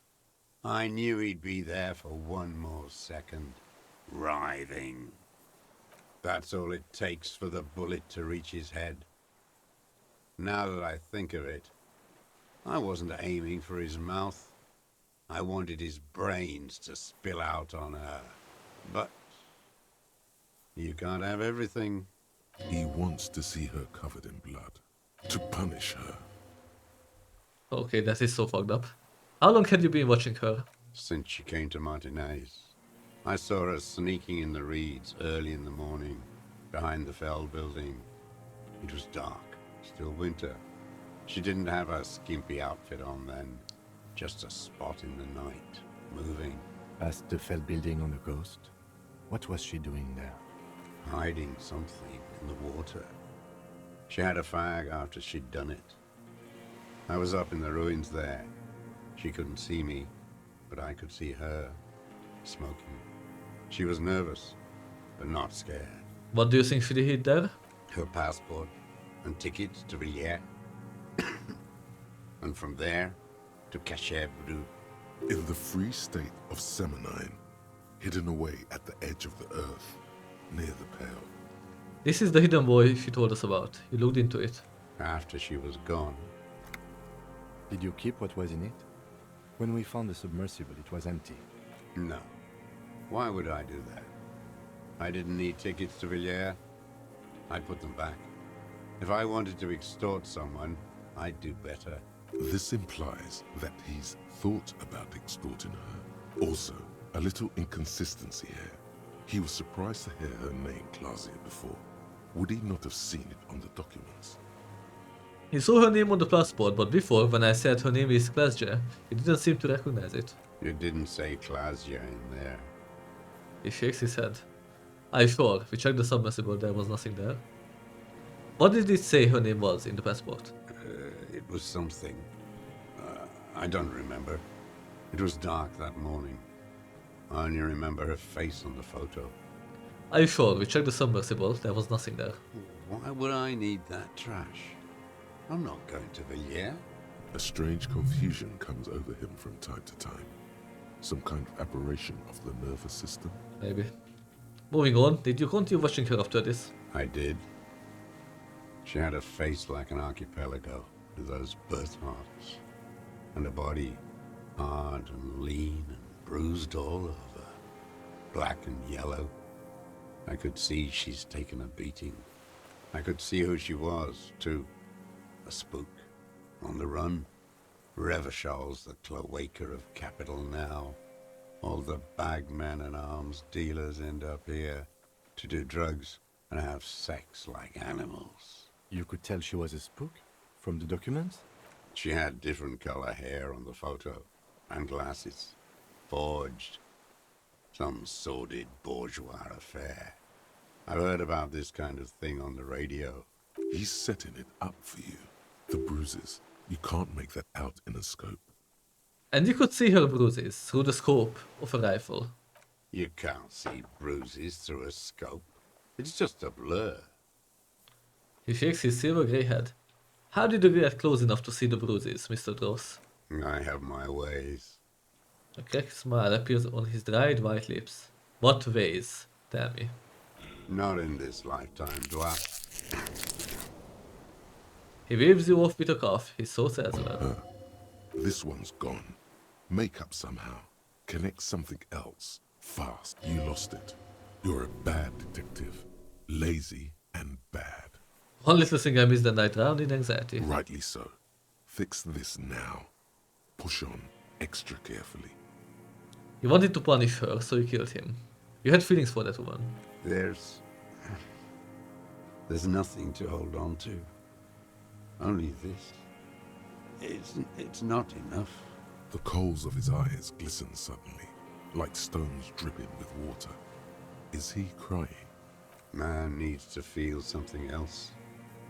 In this fight, it helps if you have your eye on something there. It's weakness, I know. There have been others? Yes, over the years. It's not unproletarian to feel something. Was that why you left the dried flowers behind her window? No. He starts to shake his head again, a sunflower on a withered stalk. Why then? I don't really know. I was there one night and she was crying, like a child, in the corner of our room on the floor, like she does sometimes. When was this? The day after I killed him. And you brought her Maybells. Yes. I don't know why I do the things I do anymore. You wanted to console her. Maybe. I told you, I have holes in my brain now. I wouldn't just sit here waiting for you. If you came 10 years ago, I would have killed you. He wipes his eye. In the silence, the lieutenant draws a line in his notes. One more down. He wanted to punish her, so he killed him. She practically breastfed that man. You wouldn't believe the things she let him do to her. He shakes his head and stares at the ashes. While he stands here and rots. He did deserve a good punishing. I hate women too, you know. I'm not like that, I don't think like that. But I'm insane. The world is insane. He raises his gaze, something glimmers in there, then is gone. So in conclusion, it wasn't about him, it was about her. Her. He repeats, staring at the ashes, then the reeds. There's a twitch in the corner of his eye. The lieutenant nods at you in acknowledgement. That's it. Motive. We have it. Where is she, that Clasier? I haven't seen her there for days. She got away, we don't know where she is. She got away, but she led us here first. We figured out someone was watching her from the seafort. Gone. I knew it. She kept staring into the scope this last week at the island, like she knew. She'd look at night, crying or smoking on the roof, staring right into me. It doesn't matter. Midtown, across the Bay of Revachol, the oceanic wind washes 40-story towers. Above them, Lausanne's Central Aerodrome, a cocoon suspended in the sky by a web of suspension wiring, encircled by hybrid aircraft. Look north. On the platform, a young woman is withdrawing from amphetamines, barbiturates, and alcohol. Yet still she smiles among the crowd, among the great ghost of the city she's leaving, for another, far south, smaller, distant, hidden, not like the great chandelier she sees sparkle in the night below her. Streetlights, towers, tenements, and water, and across it a dark strip of ruins, barely visible if she didn't squint her eyes. He knew she knows. She was looking at the island, figuring it out, day by day, cigarette by cigarette. The old man has fallen silent, staring at your feet. The burnt logs in the fire are moist from the sea air. What do I need for this? Composure? That's it for now, old man, stay put. I ain't going anywhere. I'm gonna put a point into composure. To try to assess him The again. old man stares despondently. Aside from the rare erect, Okay, I failed again. Come on. the old man stares despondently. What strikes Yes. you about this gaunt man is not the stomach pain, or the cough, or the malnutrition. It's precisely what you could not see before. For a man who spent 44 years hidden in the urban wild, He is surprisingly okay. Indeed, he speaks fluidly. His movements are rapid, if erratic. His voice, despite the cough, is there. It is capable of expressing complicated ideas. Above all, he seems animated. Animated? By what? It's a mystery. This animation comes at a cost too. Erratic hand gestures, thought processes cut off like threads, as he just stares at the logs or the reeds. He also suffers mood swings, bubbling to the surface, unconstrained by his nervous system. Dementia? You've seen demented people before. This feels similar, yet different. When his thoughts move, they are lucid, keen even, not senile. Mr. Dross, are you okay? How is your memory? No, I'm not okay. I shit blood, and I'm surrounded by insane people. There it is again, erratic hand motions, bouts of rage, and the stomach thing too, of course. Josef Lilianovich Dross, you're under arrest for the murder of Alice Cartenier. What? But you said I would be taken to the... This terror is the sum of all the uncontrollable movements and mood swings he's been exhibiting. The wind picks up. The silence on the water is broken all around you. Little shivers of waves appear. The lieutenant continues, like an incantation. Your wayfarer rights have been suspended. Information provided to the officers on the scene will be used against you by the prosecution. You will be given legal counsel within 1 week and must face court in 44 days. Do you understand? Do you understand? But... Him, he's afraid. No, I don't want to. I have to stay here. He looks at the reeds, eyes submerged in growing terror. He's sweating. Beads are forming on his forehead. Your confirmation is not required, sir. Now on to the boat. Wait. There it is again. To your north, as it has been since you came to the coast. The reeds whisper, stalks rubbing against each other. But then, in the middle of it, What? something completely different. It sounds like a bow, very slowly being Yeah, drawn what is against that? the strings of a violin. A very small violin, made of reeds and rushes. Maybe there is room for 3 on the boat. Shush, Kim, do you hear that? What? What are you talking about? Is this... really us? There's something there. I think that's a bird. Your skin crawls.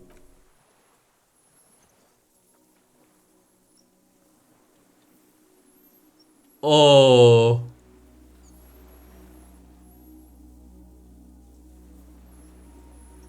Oh my fucking god, that's so cool.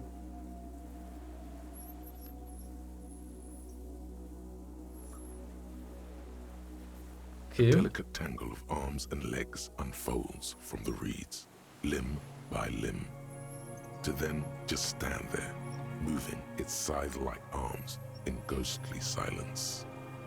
It's still there, an unfolding mechanism of reed-like chitin, hovering in place. What is that? What are you talking about? The giant stick insect? There's nothing there. He looks confused. The stick insect is over 3 meters tall. It looks straight at you with its tiny pinprick eyes and its grotesquely small head. You feel your legs shaking under you and your gun hand move to your holster, but you don't have a gun. There is, I see it. Tell me what you see, damn it. I can't make out one small thing in the reeds. Kim, can you see it? I can see it. 4 simple words, thank God. If he can see, then you're not insane. Oh my god, Kim can see it.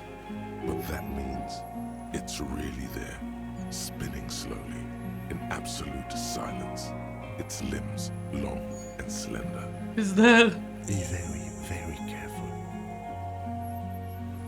The lieutenant whispers, then takes a step toward the giant arthropod.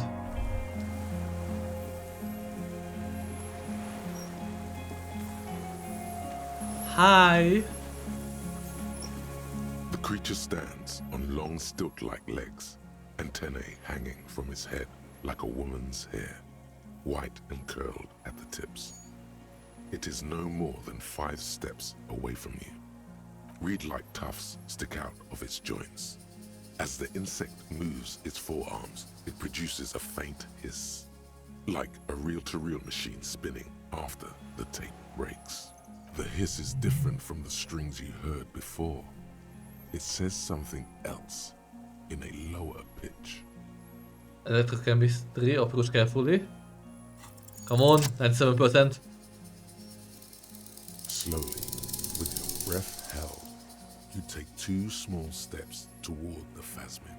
The creature lets out a series of ultrasonic clicks that swarm around your head like swallows, like laughter, a sort of happiness. The tracheal system on the creature's abdomen expands in front of you to take in and expel air. It's smelling you. Hissing and clicking, it extends its mandible-like antennae to greet you. You're right below it now, looking up at the colossal chitin of its white limbs. The head of the creature is crowned by reeds, and its eyes are like small droplets of water. Okay, Kim, take a picture. It's smelling me. Maybe it is real, the pheromone. The lieutenant's mouth is agape. About now, he is ready to believe in anything. The insect's head is crowned with reed-like scales, the shape of seed heads. They rustle as the air moves.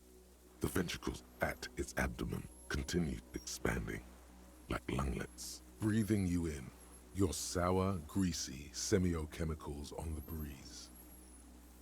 Raise your hand slowly. The insect stops its stridulation, seeming to observe you. Below its crown of reeds, little pinprick eyes detect motion, glittering. The world stands still around you. Suddenly, there is silence. Now I'm gonna The put it down. invertebrate comes back to life, stridulating. Sets of complex eyes follow you, moving in tandem, on either side of the insect's small head. Hello, I'm Harry. I don't really know who I am. No reply. A total ancient silence comes from its mouth, along with what appears to be some kind of foam. The stridulations of its limbs continue all around you. Stand on your tiptoes and look more closely. You were right. Little bubbles form on the mouth parts of the creature, on its segmented lower lip. It looks to be foaming, slowly. The foam is white, then yellowish. Kim is foaming. Careful, it may be poisonous. The lieutenant watches you apprehensively. The foam slowly turns a darker shade, like burnt caramel, as the insect moves its mouth parts, masticating. The little bubbles begin to burst, one by one. Tell me, what are you doing? I exist. I exist too. I'm a detective. Is this a dream? What is happening? What exactly are you? I have to say goodbye now. I have no more thoughts. That was all. I exist too. Tell me what it's like for you. Fire, burning. It's Wonderbar. I'm ill. If I tell you, what will happen? Then I will tell you what it's like for me. For me, it's fire burning. Fire? Where?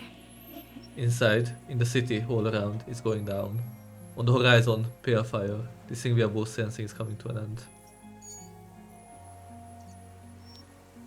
Inside. I do not have fire inside me. In me, there is not even blood, but lymph, like sap from a one palm. Now, I will tell you what it's like for me. For me, it is a series of half-lit images, a kind of darkness, being intruded upon, transient, dim, moist. Intruded upon by what? Shapes of plants and animals, and internal sensations. A swarm of sounds, tiny vibrations on the inside of my forearms. All speak of complexities totally beyond my understanding. I am at the end of a narrow funnel, weightless, so light, it only feels like something to be me. In truth, perhaps I'm nothing. I certainly do not have a soul. And if I did, it would never burn. You're the type of animal I would like to be. I'm glad to be me, an incredibly sensitive instrument. Few of us can begin to imagine the horror of you, with all of creation reflected in your forebrain. It must be like the highest of hells, a kaleidoscope of fire and writhing glass. Eternal damnation, even when you're sleeping. And when you wake, you carry it around on your neck, with eyes open that cannot help but swallow more behind the mirror. I feel great, mute empathy for you. It's hell, I changed my mind, I want to be you. It was very disorienting at first, but I'm keeping my shit together. That must be incredibly hard. The Arthropods are in silent and meaningless awe of you. Know that we're watching. When you're tired, when the vision spins out of control, the insects will be looking on, rooting for you. And when you fall, we will come to raise you up. Bud from you, banner-like, blossom from you and carry you apart in a sky funeral, in honor of your passing. But not me, because I'm just a leaf eater. Detective, arriving on the scene. I am a detective. So am I. I was born to detect sucrose rewards and semiochemicals. What were you born to detect? The killer. He's in a bad state, deteriorating fast now. He thinks I am beneficial to him, but I am not. I only quicken his deterioration. You are destroying him. Very slowly, and only because he won't go away. It is meant to keep them from noticing me, to interfere with the pictures in their heads. But he has looked at me for too long, and I am destroying him. Is this a dream? What is happening? No, you are awake. I am real. Light is forming me. This is real. Where does this come from? All this, around us, the world. Not even the birds know that. Not even the water lily. We need to know. Perhaps it's sent to us by a god. Then all we can do is beat our fists against it, day after day, with no answer. You can also eat it. If it's a leaf, you can put it in your mouth. Yum yum. Or read. What exactly are you? I am an all-known species of the order Phantasmadia, endemic to the Insulindian Isoma. For the last 350 years, I have hidden in plain sight, masquerading as the reeds, molding, cloning myself, unfolding at night to play with trash bins and boys. I went unnoticed by the first settlers and the land surveyors of the suzerain. Also, by the soldiers of the revolution and the officials of the occupation. Even the Seminese islanders who came here first, but did not stay, have not seen me. I have stayed hidden through 4 forms of government and 2 scientific revolutions, until I was accidentally discovered by a detective of the citizen militia in Rebelshaw, district of Martinez, March 51. Are you the miracle? No. You are the miracle. What? How? The moral of our encounter is, I am a relatively medium life form, while you are extreme, all engulfing madness. A volatile simian nervous system, ominously new to the planet. The Pale too came with you. No one remembers it before you. The Nidarians do not. The radially symmetrics do not. There is an almost unanimous agreement between the birds and the plants that you are going to destroy us all. Wait, the pale is human made. It is a nervous shadow cast into the world by you, eating away at reality. A great, unnatural territory. Its advent coincides with the arrival of the human mind. I don't have that kind of power. You're a violent and irrepressible miracle. The vacuum of cosmos and the stars burning in it are afraid of you. Give me enough time, you will wipe us all out and replace us with nothing. Just by accident. How? We suspect it will be something like the oxygen holocaust that wiped out anaerobic life 2.6 billion years ago, when organisms first started breathing. Only much worse. Instead of air, you exhale thoughts. There are no trees that eat thoughts. Worse how? Everything your eyes touch goes back there, behind the nose mirror. What if you blink? Are we still here? Please don't blink. What if you misplace us all one day, or just forget? Have I always thought this way? No, you're only thinking it now. This is a revelation. But I want to blink and undo 12 billion years of mental expression. I've already forgotten the whole word once when I drank too much. So it is already happening. Soon, one of you will close your eyes and open them to see that none of this ever existed. Kim, am I having a violent epileptic seizure? It doesn't look like that, no. What does it look like? You're just staring at it. Then I think I'm having a vision about the final fate of mankind. Okay. Is it somehow related to the case? No, I told you what it's about, our fate. The case? The case is meaningless compared to this. I totally transcended the case. I think we should take the picture, and then you should back away from the unstudied species. I have to say goodbye now. I have no more thoughts. That was all. No, there is one more. No, there are no more thoughts. Of all the creatures I met, you are the kindest. Of all the creatures I met, you are the scariest. Of all the creatures I met, you are the most beautiful. Thank you. I also have one more thing to say to you. That woman, turn from the ruin. Turn and go forward. Do it for the working class. What woman? You cannot lie to me. Behind you, it smells of fires. So awfully far you were prepared to go in her presence. And it.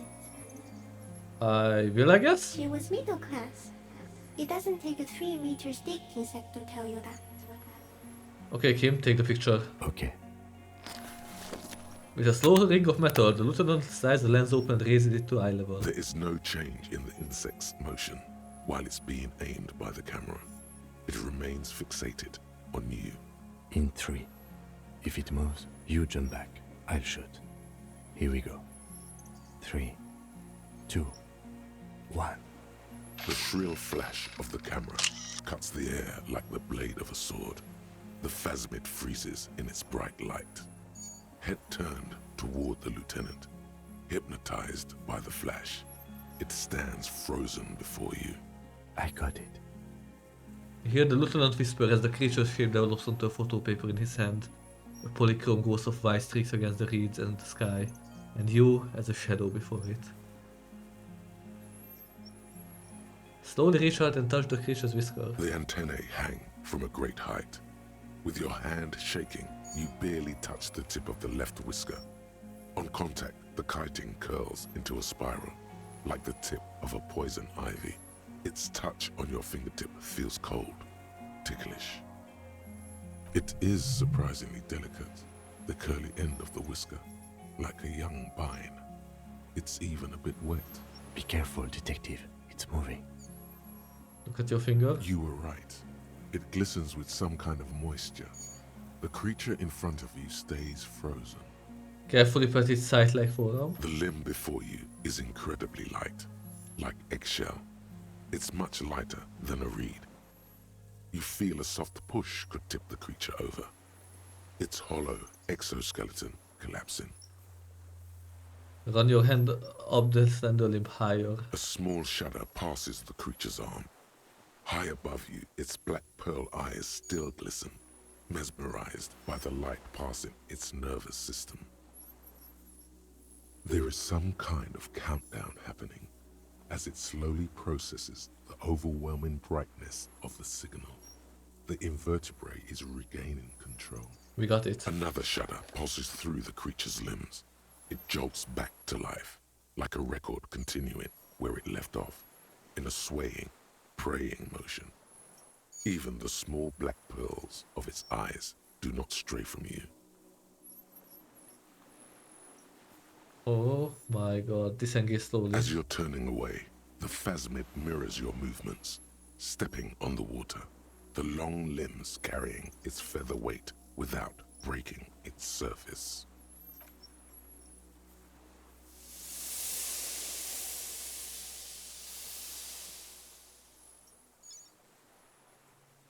This was magical. And just like that, it's gone, skating away across the sea's calm mirror like a skipping stone, leaving nothing but circles on the water. And something under it, in the place it stood, bobbing there, among the reeds, a collection of items. It's gone. The lieutenant looks north with his hand raised to his brow. It can walk on water? Apparently, yes. Like a water strider. Only, I've never seen anything like that in my life. What's that in the reeds? Looks like a nest of some sort. We should have a look. What now? What now? The old man behind you repeats suddenly. He's put his hand into the ash. It's dirty and black. In some kind of strange, semi-catatonic state. Our suspect is not looking so good. We need to check on him. Oh my god, we got a helmet. And the scope.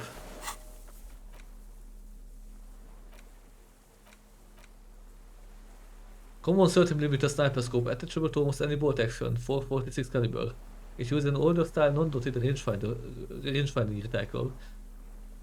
CVD is still stuck on the lens as it suffered water damage from its time with the phasmid's dowry.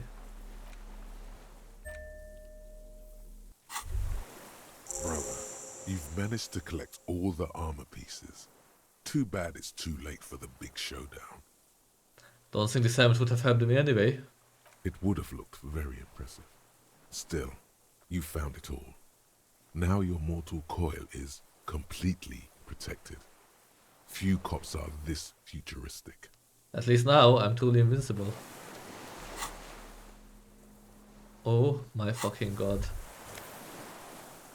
Evidence. Clergy's passport!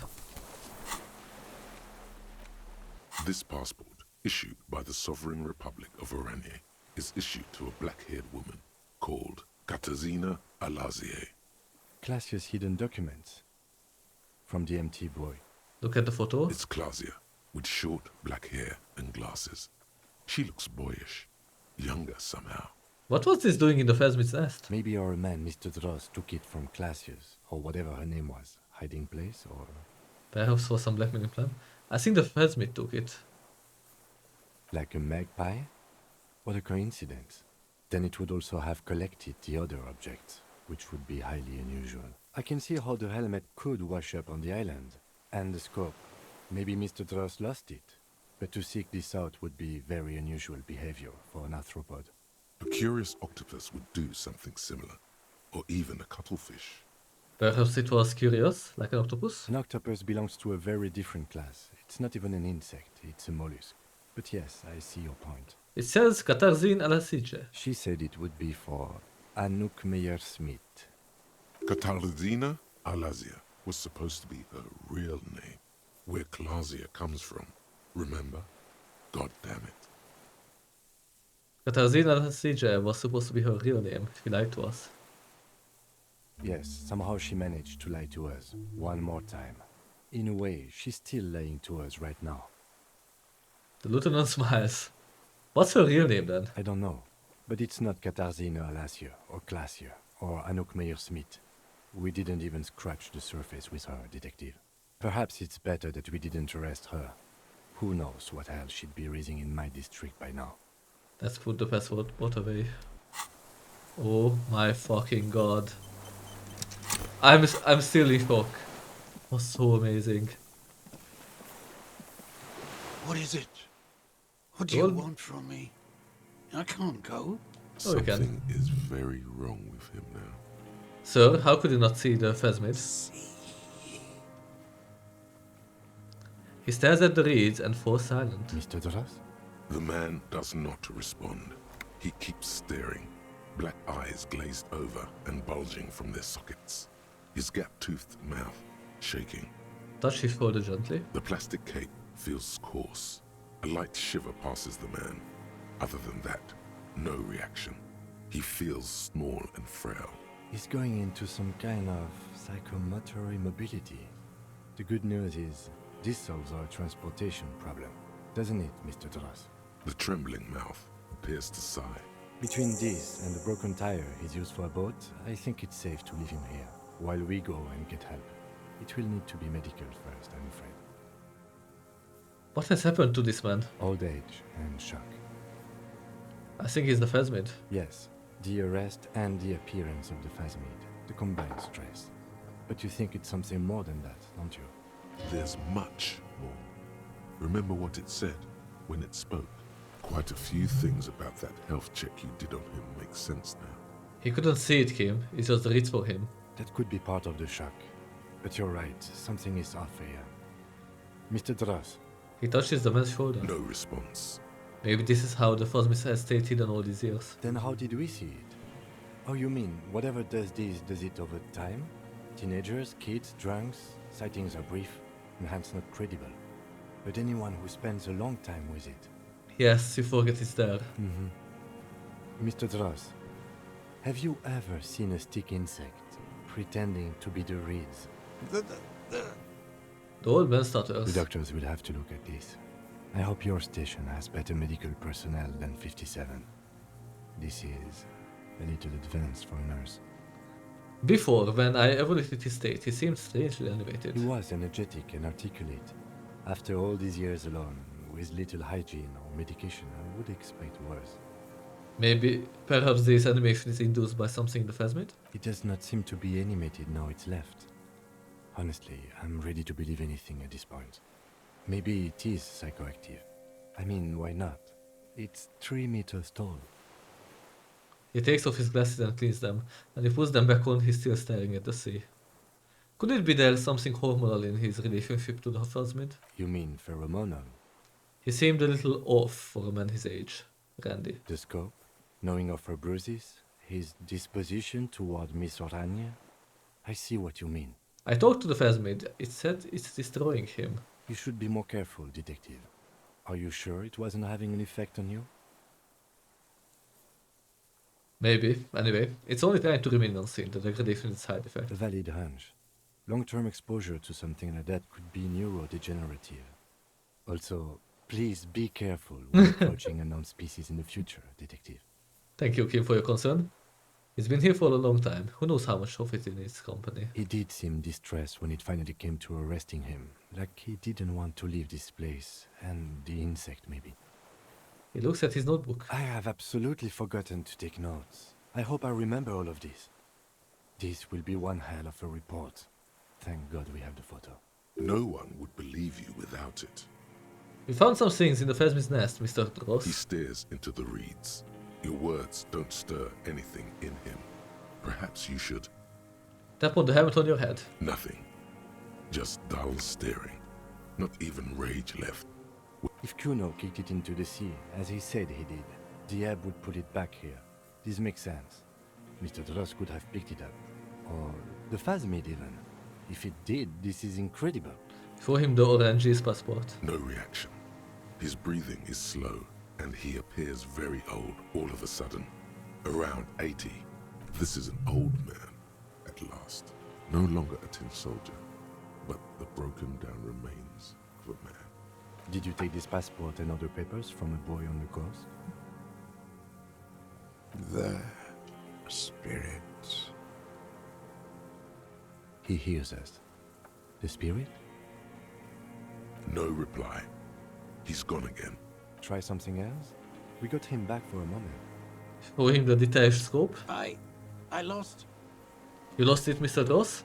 He turns his eyes to the reeds again, as he's done so many times. Beige and white stripes. He lost the scope. Then it somehow made its way over there. With the help of a magpie phasmid. The lieutenant observes the lens sparkle in your hand. This sight is a T9, Mr. Dross. Was it attached to the rifle when you made the shot? Silence. Not even a sigh. You've gotten all you will out of this poor being. I'm going to let you rest now, Mr. Dross. The plastic cape flaps around his face in a gust of wind. His back is slouched and his mouth open. The blacks of his eyes are receding. His pupils are returning to normal. Hang tight. We should think about getting back to the mainland. To get help. He'll be safe here. If we don't take too long. Okay, let's go. Oh my fucking god, what just happened? I know this is an extremely long video, but we are at the very end, so it would be a waste to stop it now. We have like, what, 5 minutes most likely then? So let's finish this. I still can't believe what just happened. It was surreal.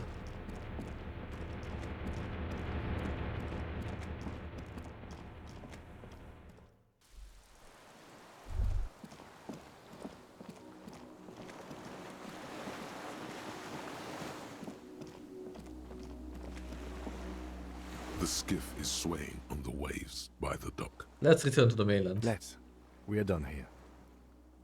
He says, adjusting his glasses as he looks out over the water. The skiff rocks gently under your weight as you get in. The ride back is uneventful and quiet, but for the sound of conversation on the water, there is someone inland waiting for you. 2 men and a woman stand on the concrete square of a nameless village, looking at a small yellow boat as it draws closer. The sea is calm. You reach the jetty and climb out of the skiff.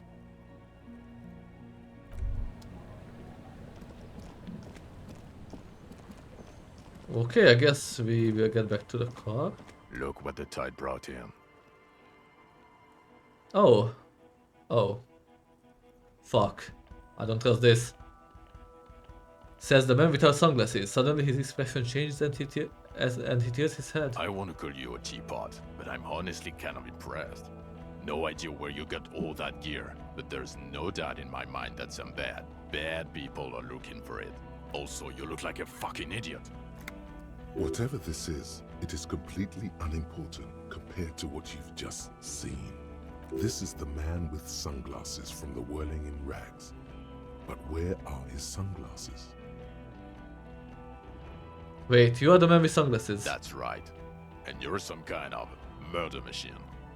The armor. No one else seems bothered by it. Oh, really? They don't seem bothered by it? That's because you're a cop in an exoskeleton. Yeah, I'm a cop in a goddamn exoskeleton. Actually, are you? Are you still a cop? There's so much disco going on, it's hard to tell. Vic, calm down. Forget about all this, there's a giant. We're not forgetting about anything. Look at you. He points at you with both hands. Who are you people? Hello, I'm Trent Heilerstam. I believe we've met on several occasions. Oh. I'm your goddamn partner, Jean-Vic Communard, and this is your special task force. Or what's left of it. Special Consultant Trent Heilerstam, Patrol Officer Judith Minot. Hi. We've come to scrape what's left of you off the pavement. Lieutenant Kim Kisoragi, Prison 57.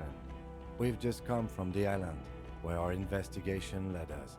The scene is making even him feel as though he has to justify your actions. We might need your help with something later. He is suddenly regaining his confidence. As if he recalled that he's in fact a decorated police lieutenant and not a naughty boy. But this is clearly a departmental matter, so I'm going to leave you to discuss it among yourselves. No, Kim, you gotta have my back, let's discuss them. It's good to meet you, Lieutenant Kitsuhagi. She says warmly, flashing the lieutenant the tiniest of smiles. Letting the lieutenant know he shouldn't feel embarrassed over the shitstorm that's about to befall you. Amazing. What is this about? Ari, we want to help you. Trent, I believe this is where you come in? I don't quite know what I'm doing here. I was asked to participate as an expert. I think I need to manage your expectations a little. I'm at best an enthusiast in cognitive science. My background is in something else entirely. I engage in neurology on a merely theoretical level. In fact, I should probably get going. No, Trent, it's too late. You're part of this shit now. What have you got to say for yourself, shit kid? What does he have to say for himself? He left you to catch the bullets. Shit, kid. What an interesting moniker. What's a shit kid? You. Shit kid, that's you. Despite all that you've done, the deserter, the phasmid, the case. Despite all that I have done? No, because of all that you've done. How did you know I was here? The cafeteria manager you fucked over told us where you went. After all that serious stuff, he betrays me. I saved his establishment and still he betrays me. Turn to face the general direction of the whirling and yell. Damn you, cafeteria manager! You have betrayed me for the last time. I understand. Okay, Gar told you. And people on this street helped us too, with your whereabouts. You're a legend among the drunks, Harry. A legendary local drunk. You aren't the man with the sunglasses at all. You're not even blonde. Guilty as charged. I heard you'd lost your mind and your memory. I wanted to see if it was true. And it was. Good work, Harry. You're insane now. There's one less person for me and everyone else to rely on. He was too sarcastic for you to realize who he was. Actually, I suspected something was off. Maybe if I hadn't been so sarcastic, I would have realized I knew you. I don't like being lied to. Actually, I suspected something was off. Did you? Or did you literally not recognize my face? We've been partners for how long, Harry? Don't answer that. You don't remember. Absolutely no idea. 100 years? You never told me you are not the horse-faced woman. So, Trent Heiderstam turns out to be Special Consultant Trent Heiderstam. Yes, I'm Tran Heilerstam. I never said I wasn't Tran Heilerstam. Wait, what was up with the kid then? Mikael? Mikael is my son. Oh, yeah? What was up with all this interesting history? Spying on me? No, I was just interested in the Feld building and the Martinez beachhead. And Mikael wanted to see Martinez. It was a coincidence. Ah, okay. So what are you special consulting here? What indeed?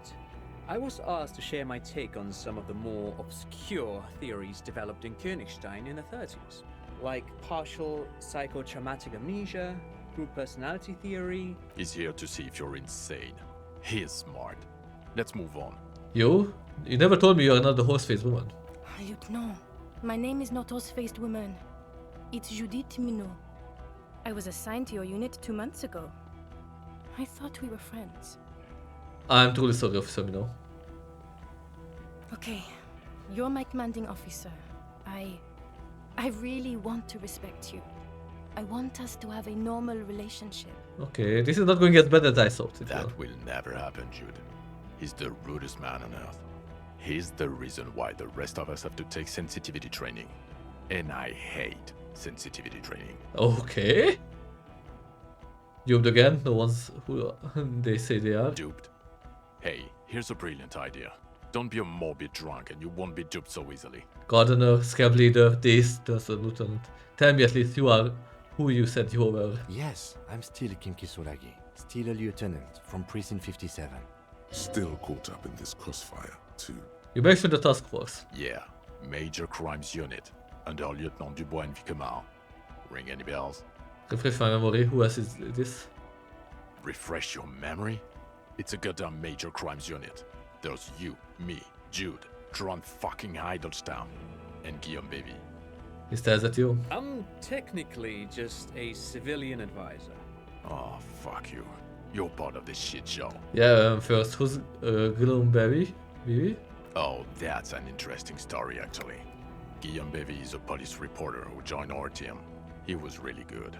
Then he left because he lost faith in your ability to lead the unit. Other people have left too. Good, smart people. People we won't get back. Only me and this really patient patrol officer are still here. And Tron because I'm forcing him to stay. Okay, so what does the unit do? It's a major crimes unit. We clear the desk of cases so Precinct 41 doesn't look like the worst station in town. We are shit tier now, Harry. Because of you. The 41st isn't... He trails off, not wishing to finish the sentence. Where have you been all this time? There was a mercenary tribunal. God damn it, Harry. He shifts his weight, crosses his arms, and looks you in the eye. You told us to fuck off. You said we're cramping your style. Your detective god. Fuck everything. All we burn. Detect or die. Wait, so let me face a squad of trained killers alone just to teach me a lesson. All will burn, Satellite Officer Wickmeyer. Make no mistake about it. Why didn't you detect or die then? Why would you leave a literal police guard? I said all those things. I'm not like that anymore. Yes, you're sorry. You're the sorriest cop who ever lived. Nothing has changed, Harry. I've heard this repentance shit a million times over. Okay. None of this is ringing any bells. The bells aren't ringing because you have brain damage. Trant, this is where you come in. How bad is it? Well, he doesn't have visible tremors, he talks without slurring, he can drive a boat, he's standing, reasoning. All good signs, but complete retrograde amnesia, episodic and semantic. Meaning, you forgot both who you are and the definitions of money, Isola, pound, and so on. As displayed in the station call, our interactions with him, and I don't want to be a snitch, but also mine with him before when Harry did not seem to know who I was. It's all very interesting. Interesting? Yes, interesting. I have my theories, but I would like to hear Harry's thoughts first. Harry, what do you think happened to you? Neurologically, psychologically, and why not socioeconomically? Wait, socio-economically, you think I'm so poor I lost my memory? I drank so much I lost my memory, and I'm now slowly recovering it. I made it all up. It was a fantasy, a stupid joke. I know what I am. It might have something to do with an anomaly in the church, a 2mm hole in the ground, in the world. I'm a highly experimental detective. This was a method I used to solve the case. Something so sad happened to me that I couldn't be me anymore. It was a defense mechanism. Psychotraumatic amnesia, Trant? I can go for that. Shit kid is a broken man. Always has been. Who isn't? I know I am. But you know what? I keep my shit together. Also, I know a person can't wipe their own mind, however traumatic it gets. That doesn't happen. You're lying, or insane, or both. But Detective Wigmer, he has blanked out before. I have? Yes, a couple of times. After some of the more serious benders. One was after the two drunks case, the other when we looked into that mural. The two cases in your ledger, the unsolvable case and the Next World mural, those were recent. Those cases were hard on you. Interesting. So at first he dipped his toes into it, prepared. That's where he would have gotten the idea, yes. Practice. And then he used alcohol to get there, so to speak. What do you mean? Well, here's my theory. What if this is an absolutely normal reaction to the world we're living in? What if this is not a significant anomaly at all? Something to be explained, approached as a defect? Look at the sensory input here. He gestures towards the scenery. Look at the ruins, the neon. Listen to the radio, the multitudes, the people. Live here for 40 years. As a police detective, he's like a magnetic reader on the world tape, to borrow a known metaphor. Harry's been pushed flat against it. Total input. Hardwired to the free market. He just needed for it to end. Okay, Trent, thank you. That's absolutely meaningless. I'm glad we brought you. Will he or will he not be able to work in the major crimes unit? Is he a cretin now? I want to know that. He's not a cretin, and he is able to do work. If not in his previous leadership role, then as a line detective. Leadership, now. I'm ready to lead again. Line detective is good for now. He's wrong, I'm too far gone for work. Fuck all of you, I don't want to be in your unit. I'm ready to lead again. No one even mentioned that. I misphrased my question. It should have been, is he able to put his clothes on and use the body? Or do we need to get him on a disability pension? What now? Now nothing. Now we're just going to stand here. Really? No. Now we discuss that. What the fuck did you do to a motor carriage? Why is it there, Harry? Hold on, in the ocean? It was stolen by Jacob Erb. That wasn't me, it was stolen by traffic hooligans. I drove it into the ocean when I was wrong. I thought the killer would be underwater, he wasn't. The time had come, tequila sunset. Ha ha ha. Ho ho ho. Tequila sunset. Not sunrise because you're almost dead. So funny, Harry. Thank you for fucking me. Thank you for destroying 45,000 real of police property that's coming out of my payslip. You know that, right? You're gonna get fired. And I'm gonna pay till I die. It doesn't matter. Your badge, Harry. Show me your badge. Wait, my badge? I got my badge right here. I lost it, I haven't found it yet. What I do have is this futuristic armor. I got my badge right here. In a rush to demonstrate your badge, your eager fingers can't sustain a grip on the smooth plastic, and the badge slips out of your hand. Come on. Come on, come on.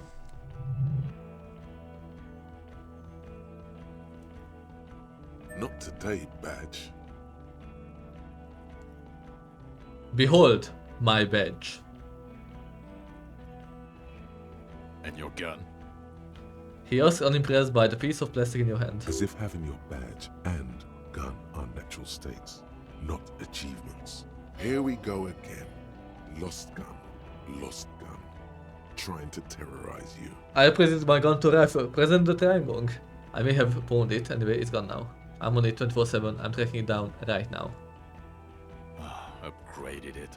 I don't care about your weapon mania, Harry. I only care about your official sidearm, which you lost. This is a Triangle 446. It was used to kill a man from nearly a kilometer away. I don't care. Where is the gun the RCM gave you to kill people with? Where is that one? Yeah, I don't have that. I don't have my sidearm. I knew it. I told you we didn't have it. This isn't cause for celebration. It's bad. I know. Oh, I would say it's very bad. You're drunk like a bum, Harry. Please, put the stolen rifle away before you kill someone. I'm not drunk. I haven't started drinking again. So you forgot to drink? I don't buy it. Why do you smell like a corpse then? Oops! My boots! He's wounded. Oh. It's been a long week, and he's handled an actual corpse. No idea what you're smelling. I washed that off me. Yeah, I have handled an actual corpse. Yeah, it's been a bit of a week. I'm sorry, that's my bad. None of this matters. My other situation is meaningless compared to what I've discovered. Yeah, I handled an actual corpse. I don't believe you. You're drunk. You let a suspect escape, a certain Classier, because you were too drunk to assess a flight risk. Nope. She was not a suspect. We've read the reports, Harry. Lieutenant Kitsuhagi's. We know. Classier, she was some kind of a spy from Occident, specially trained. Not taking her in was the right thing to do. She gave a clue that led us to the island. Okay, I got duped there. She pulled one on me. Yeah, I let her go, as an act of mercy. That's just a small detail in a huge case you know nothing about. That doesn't matter, none of it does. We are looking at the oxygen holocaust. There's a quadrillion. I've come to know a final fate of man and the universe. Not taking her in was the right thing to do. Oh well, if she was nice. I'm not even gonna get into the other suspect, who also escaped. Yeah, Ruby something? Or the fact that you're Everclear's little peony now, doing I don't know what for him. That's small-time stuff. That's nothing. That's a humorous anecdote. Compared to the 7 people who were gunned down, the streets are literally red with blood, Harry. It was fucking mass murder. He did everything he could. We did everything we could. The company hired and vetted mercenaries. Lieutenant Dubois got between them and the locals. He did so at considerable risk to his own life. He was shot and survived only because of his armor. We stopped an execution, not a negotiation. The loss of life was minimal compared to what it could have been. Yes, what he said. I also solved the case. It's solved, all of it. Yeah, it was a massacre. We got vibed. Where the hell were you? The firefight is a trivial matter compared to the greatest discovery of this century. I also solved the case. It's solved, all of it. Detective, it's better if I do that. He says in a lowered voice. It's so much better if he does this. 1,000,000 times better. Thank you for the input, Lieutenant Kitsuragi. I didn't mean to suggest you didn't handle the situation. He brushes a stray strand of hair out of his iron cuffs. He thinks of apologizing, but decides against it. You've spent the week with him on this case. What is your take? Oh my god, I'm scared. On the case? On Lieutenant Geoffrey Dubois. Well, the drinking, the gun losing, also losing the badge. That's all true. Although he has not been drinking on the job this week. See? 1 week. Then there's the self-flagellation issue. He likes to apologize, profusely, making it sound like he's guilty of at least first-degree murder. It's not a good communication strategy for an officer. It's worrying, especially considering his political views. Detective Dubois is, as you may know, a Mazovian socio-economist. He wants to liquidate the ruling class, which, again, for a police officer, is a little odd. Fuck. You should yell something. I'm a policeman of the state to come. That's not a good idea. Yes, let's let the big boys talk. Other still, he is also an ultra-liberal hustler who is always on the grind. How he reconciles these 2 points of view, I do not know. But he is vocal about both of them. And then there's the motor carriage in the sea, something I was not present for. But despite all this, he is a great detective, one of the best I have seen, in fact. Thank you, Kim. He can talk human beings into telling him anything, and he doesn't stop. In all the time I've spent with him, he has not once stopped working on the case. He is tireless, madly driven. Well, except that one time when he stopped to sing karaoke, which by the way was a valiant effort. He really sang his heart out. Yeah, it was what it was. Other than that one time, he has tirelessly worked on the case, and he solved it. We have a confession, a murder weapon, and the perpetrator, locked on the island right now, awaiting transportation. He apprehended a straggler who stayed hidden for 50 years, ever since the revolution, who's probably committed other murders over those years. Oh, and he also discovered a new species. A new species? A colossal stick insect. It was on the island, camouflaged as the reeds. It unfolded from the reeds. I think we may be dealing with the Insulindian phasmid. That's so weird to hear from Kim. He takes out the photo and shows it to the officers across the yard. Thick white snow falls all around you. Flakes stick to the glossy photo of the phasmid. You hear gasps beneath the howling of the wind. As you can see, it's about 3 meters tall. In fact, we think it may be the largest land invertebrate ever discovered. Boom shakalaka, motherfucker. So as you can see, I'm a pretty okay detective and an absolute giant communist. Boom shakalaka, motherfucker. Fucking hell is that? Is this somehow connected to the case? Detective? Yes, I believe the pheromone enemies may be responsible for the killer's mental degradation. The old man was not aware of the phasmid's presence. Exhibiting a strange, atypical dementia, he fell into a stupor after its appearance. He became near catatonic. So it is connected. I must say, this is absolutely extraordinary. I don't even have words for it. Yes, it really does make it hard to fire the drunk.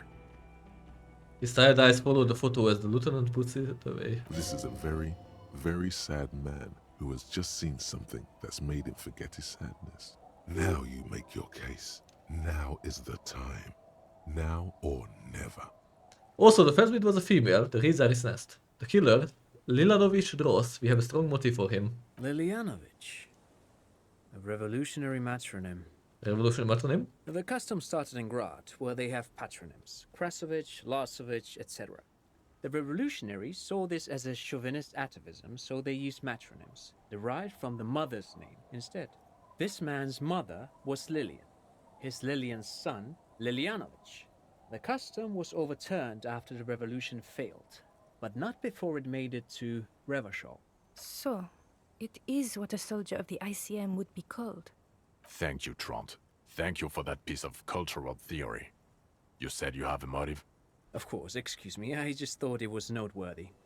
He killed the mercenary in an act of jealousy. He killed the mercenary hoping to start a war between the company and the Union. He killed him in an act of rage induced by the phasmid's chemicals. Act of jealousy. Jealousy? I thought this Lilianovich was an old man. To have been hiding for 50 years. Like 70-something. A strange psychosexual fixation, aggravated possibly by proximity to the phasmid and its chemicals. He himself gave a political reason, said he had killed an enemy combatant. Also, we have ballistics from the gun, matching the bullet found in the dead mercenary's head, and 2 officers on the scene that Mr. Dross confessed to. It's a clean win. Oh, it's way more than that. Way more. It's more than that, a perfect folding mechanism, like the phasmid. It's way more than that to win me Dora back. It's my masterpiece. They will teach this in cop school. Masterpiece? Get over yourself, Harry. I can still smell the booze on the wind. God damn it. Doesn't it ever leave? It is there, like in your bones or something. It will pass in time. The previous head of the Devourer Union was assassinated by a killer. This is a conversation for when we are no longer out in the open. In Martinez, where Everard and Edgar Clare have ears everywhere. The lieutenant lowers his voice, just a little. Understood, of course. But a case against Everard would be big. I would prefer not to partake in anything Union-related, for political neutrality. I also looked into the mystery of the doomed commercial area. I don't know what a doomed commercial area is. Rue de Saint-Gilles Lane 10, a commercial building where all businesses go bankrupt. I looked into it. Why? That's not what you were supposed to do here. There was a possible witness in there, and it was close to the crime scene. He was just chasing a lead and ended up advising a local shopkeeper. It was okay. Of course. Call it community outreach, right? Yeah. I confiscated drugs from Kuno's dad. Who's Kuno?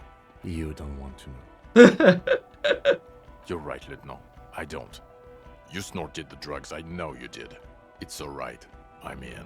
At this point, anything is but the drink. So, what do you say? Wanna take this hot shit back? I don't want to, but you discovered a new species and solved the murder. He shrugs. So I have to. Jude? Anything that ends the trial is okay with me. A quick nod. Agreed. The public relations potential of this is too valuable to let go. Okay. We have vehicles in the square, and the perpetrator needs to be taken into custody. Let's go. Now you will finally get to know who you are. Wait, I have a few questions before we go about who I am. The man looks westward, impatiently, jingling his car keys in his pocket. Who am I? Who are you? You're a gym teacher, Harry. What? Well, obviously you're not a gym teacher anymore, but... What before? Before you were a cop, you were a gym teacher in Coron. It's getting really cold outside. Should we maybe... That does explain a lot. No way! I was a flagellan monk. A guerrilla soldier gym teacher? No, a regular one. That does explain a lot. Harry, it explains everything. The running around, the jumping, the bicep girth, your inexplicable facial hair. The collection of foreign sports where I am a best. Some of your more old-school wording choices. Your posture, even. The constant stretches. Also, this guy. Just everything about this guy. And this guy, too. Oh god, contact Mike. Of course. Contact Mike. He's been on about Mike again. I hate that guy. Contact Mike is a reprise of the most inspiring basic sporting principle of open competition. A 5001 rank outsider. When was this? When was I a gym teacher? In your 20s or late 20s. You've really let yourself go since then. He looks you over. Oh, you don't say. Does he also vault an impassable gulf of finance and privilege? It is getting cold out. She looks around at the dilapidated fishing village. You said in Kuron. I was a gym teacher there. Yes, you taught gym in Cool. I believe that's the term. Taught gym at a high school. You were a high school gym teacher.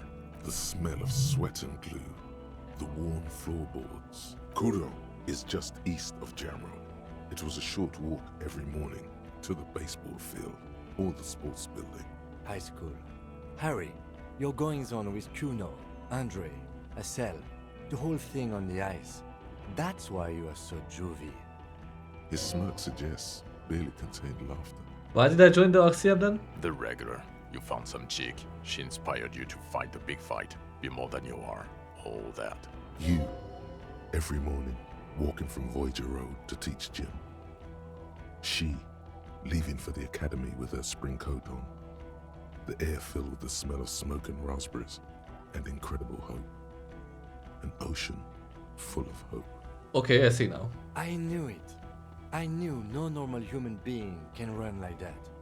He's an honest-to-God gym teacher. Why am I like this? It's not a mystery. Some chick fucked you over. Also, you were drunk. You really went with it too. Really maximized the damage. What's her name, Dora? Yeah. Dora Ingerlund, I think. Not Dora Dubois. Wait, Dora Ingerlund. Something like that. Half Vasan. Vasa is where beautifully and impossibly blonde people come from. So we weren't even married. No one is married anymore. This is Revachol. When was this? God, I don't know. 6 years ago, she was way before my time. 6 years and you haven't gotten over it. What the hell is wrong with you? 6 years? Yeah, or 7. You're not doing too good there. It's an old man thing. 2 old years equals 1 normal year. That and Dora Ingerlund really tore you a new one. A big one. Who was she? Incredibly bangable. Figures? No, I meant, what did she do? She was incredibly fuckable. A beautiful bourgeois woman. Wayfish. Like a Welkin, basically. Snow Welkin. Blonde Welkin. Heartbreak Welkin. Pain Welkin. I've only seen a picture, but it's obvious you formed a real spiritual connection with how pretty she was. One you never recuperated from. Look, the sun is about to go down. It's time to go. I think she taught in the Académie des Arts, east of the river. Way east. Hard to say which came first, the middle-class chick or the drink. Egg and the chicken kind of thing. My point is, you need to see a psychiatrist about this shit. Not a psychologist. Several degrees harder. Is there something harder than a psychiatrist? A forensic psychiatrist? Go talk to that. In other words, he's heard enough about this. Okay, am I a dirty cop working for La Puta Madre? No, No, because the suspects seem to think. you're too unstable to work for a mob boss. You're suicidal, Harry. No mob boss would take you. I assure you, I wouldn't consult for a corrupt unit. He would immediately backpedal out of it. I told you it's not that bad. Okay, that's good. Precinct 41, what kind of station is it? Us? We're the bloody murder station, haven't you heard? We're the bad guys. No one likes us. That's not true. Jamrock is too big for one precinct. You are just understaffed. And everyone respects the 41st. You have Captain Price. Thank you, Lieutenant. You're being kind. It is an understaffed station and the district is too big, which is why we need to... He tears his head northward. Get back to it. We left Torsen and McLean to run the Sea Wing. It's not good. Dawson and McLean? Mac the Torso Torsen and Chester McLean. They're not fit to run a wing. Believe me. Things are shaky as it is. They are damn iconic though, Torsen and McLean. And iconic, do I take it? Yeah, not like us. Two clinically depressed old men. Where's the contrast here? We are garbage. And the Sea Wing is? God. There are 4 wings, Harry. A, B, C, and D. We're in C. It's made of losers and clock punchers. You and I reconceptualized it as a task force. It was a mistake. There's also a lot of outside help involved, not only me. Other losers too.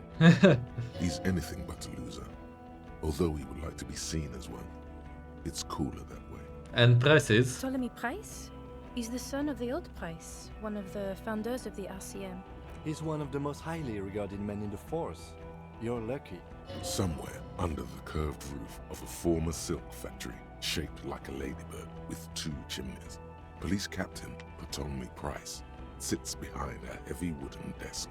Resident medic Nix Gottlieb pours him coffee.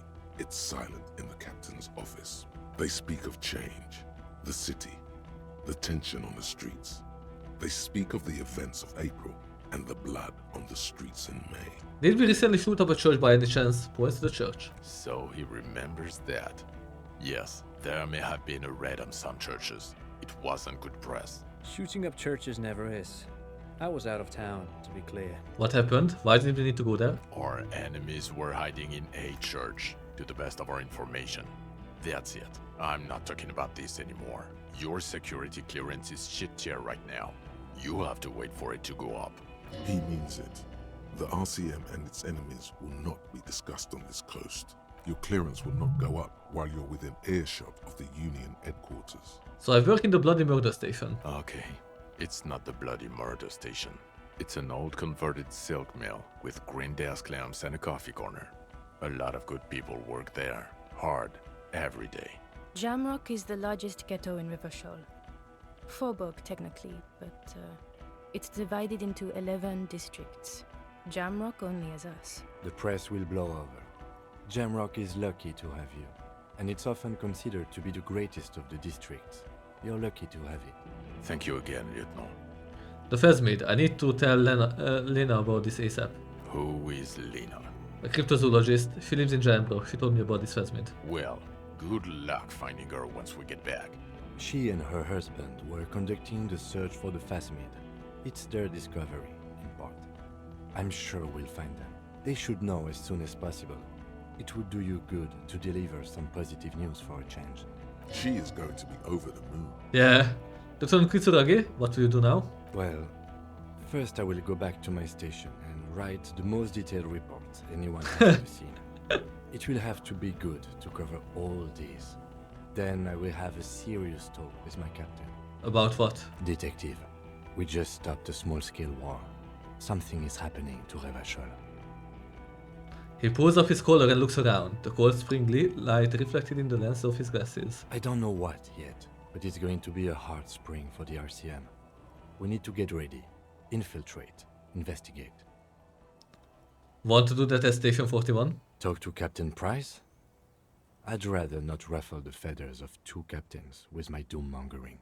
No, I meant investigate. Come work with in Precinct 41.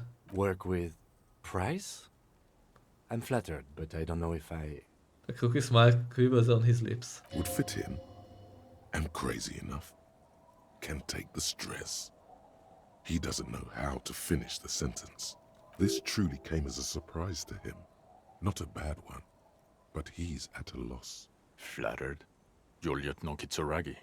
We would be flattered if you even considered.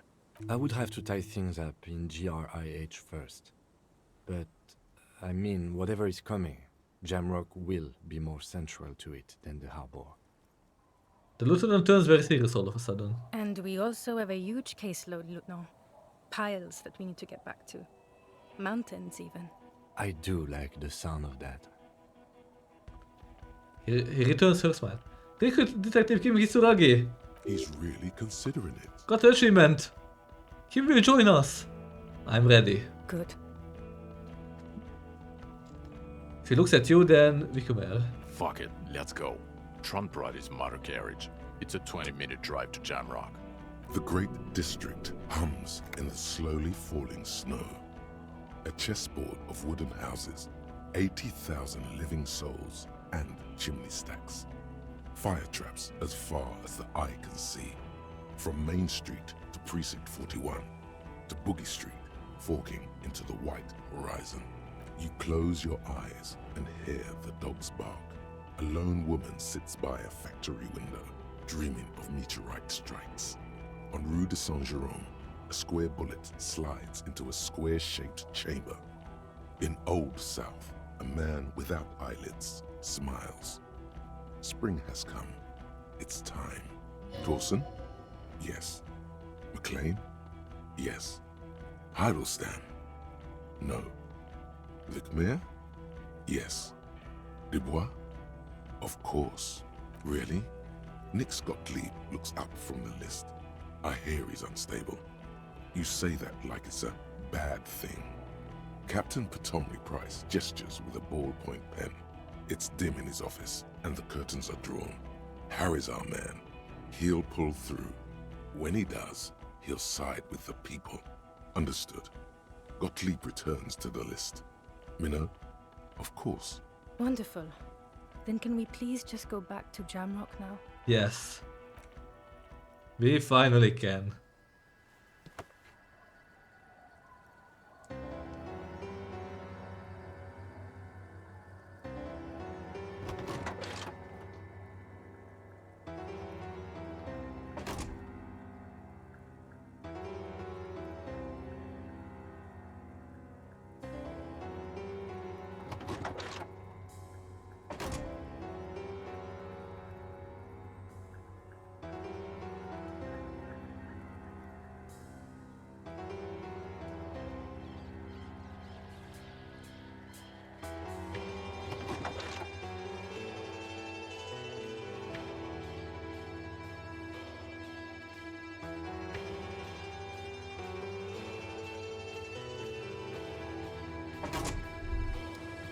Disco Elysium.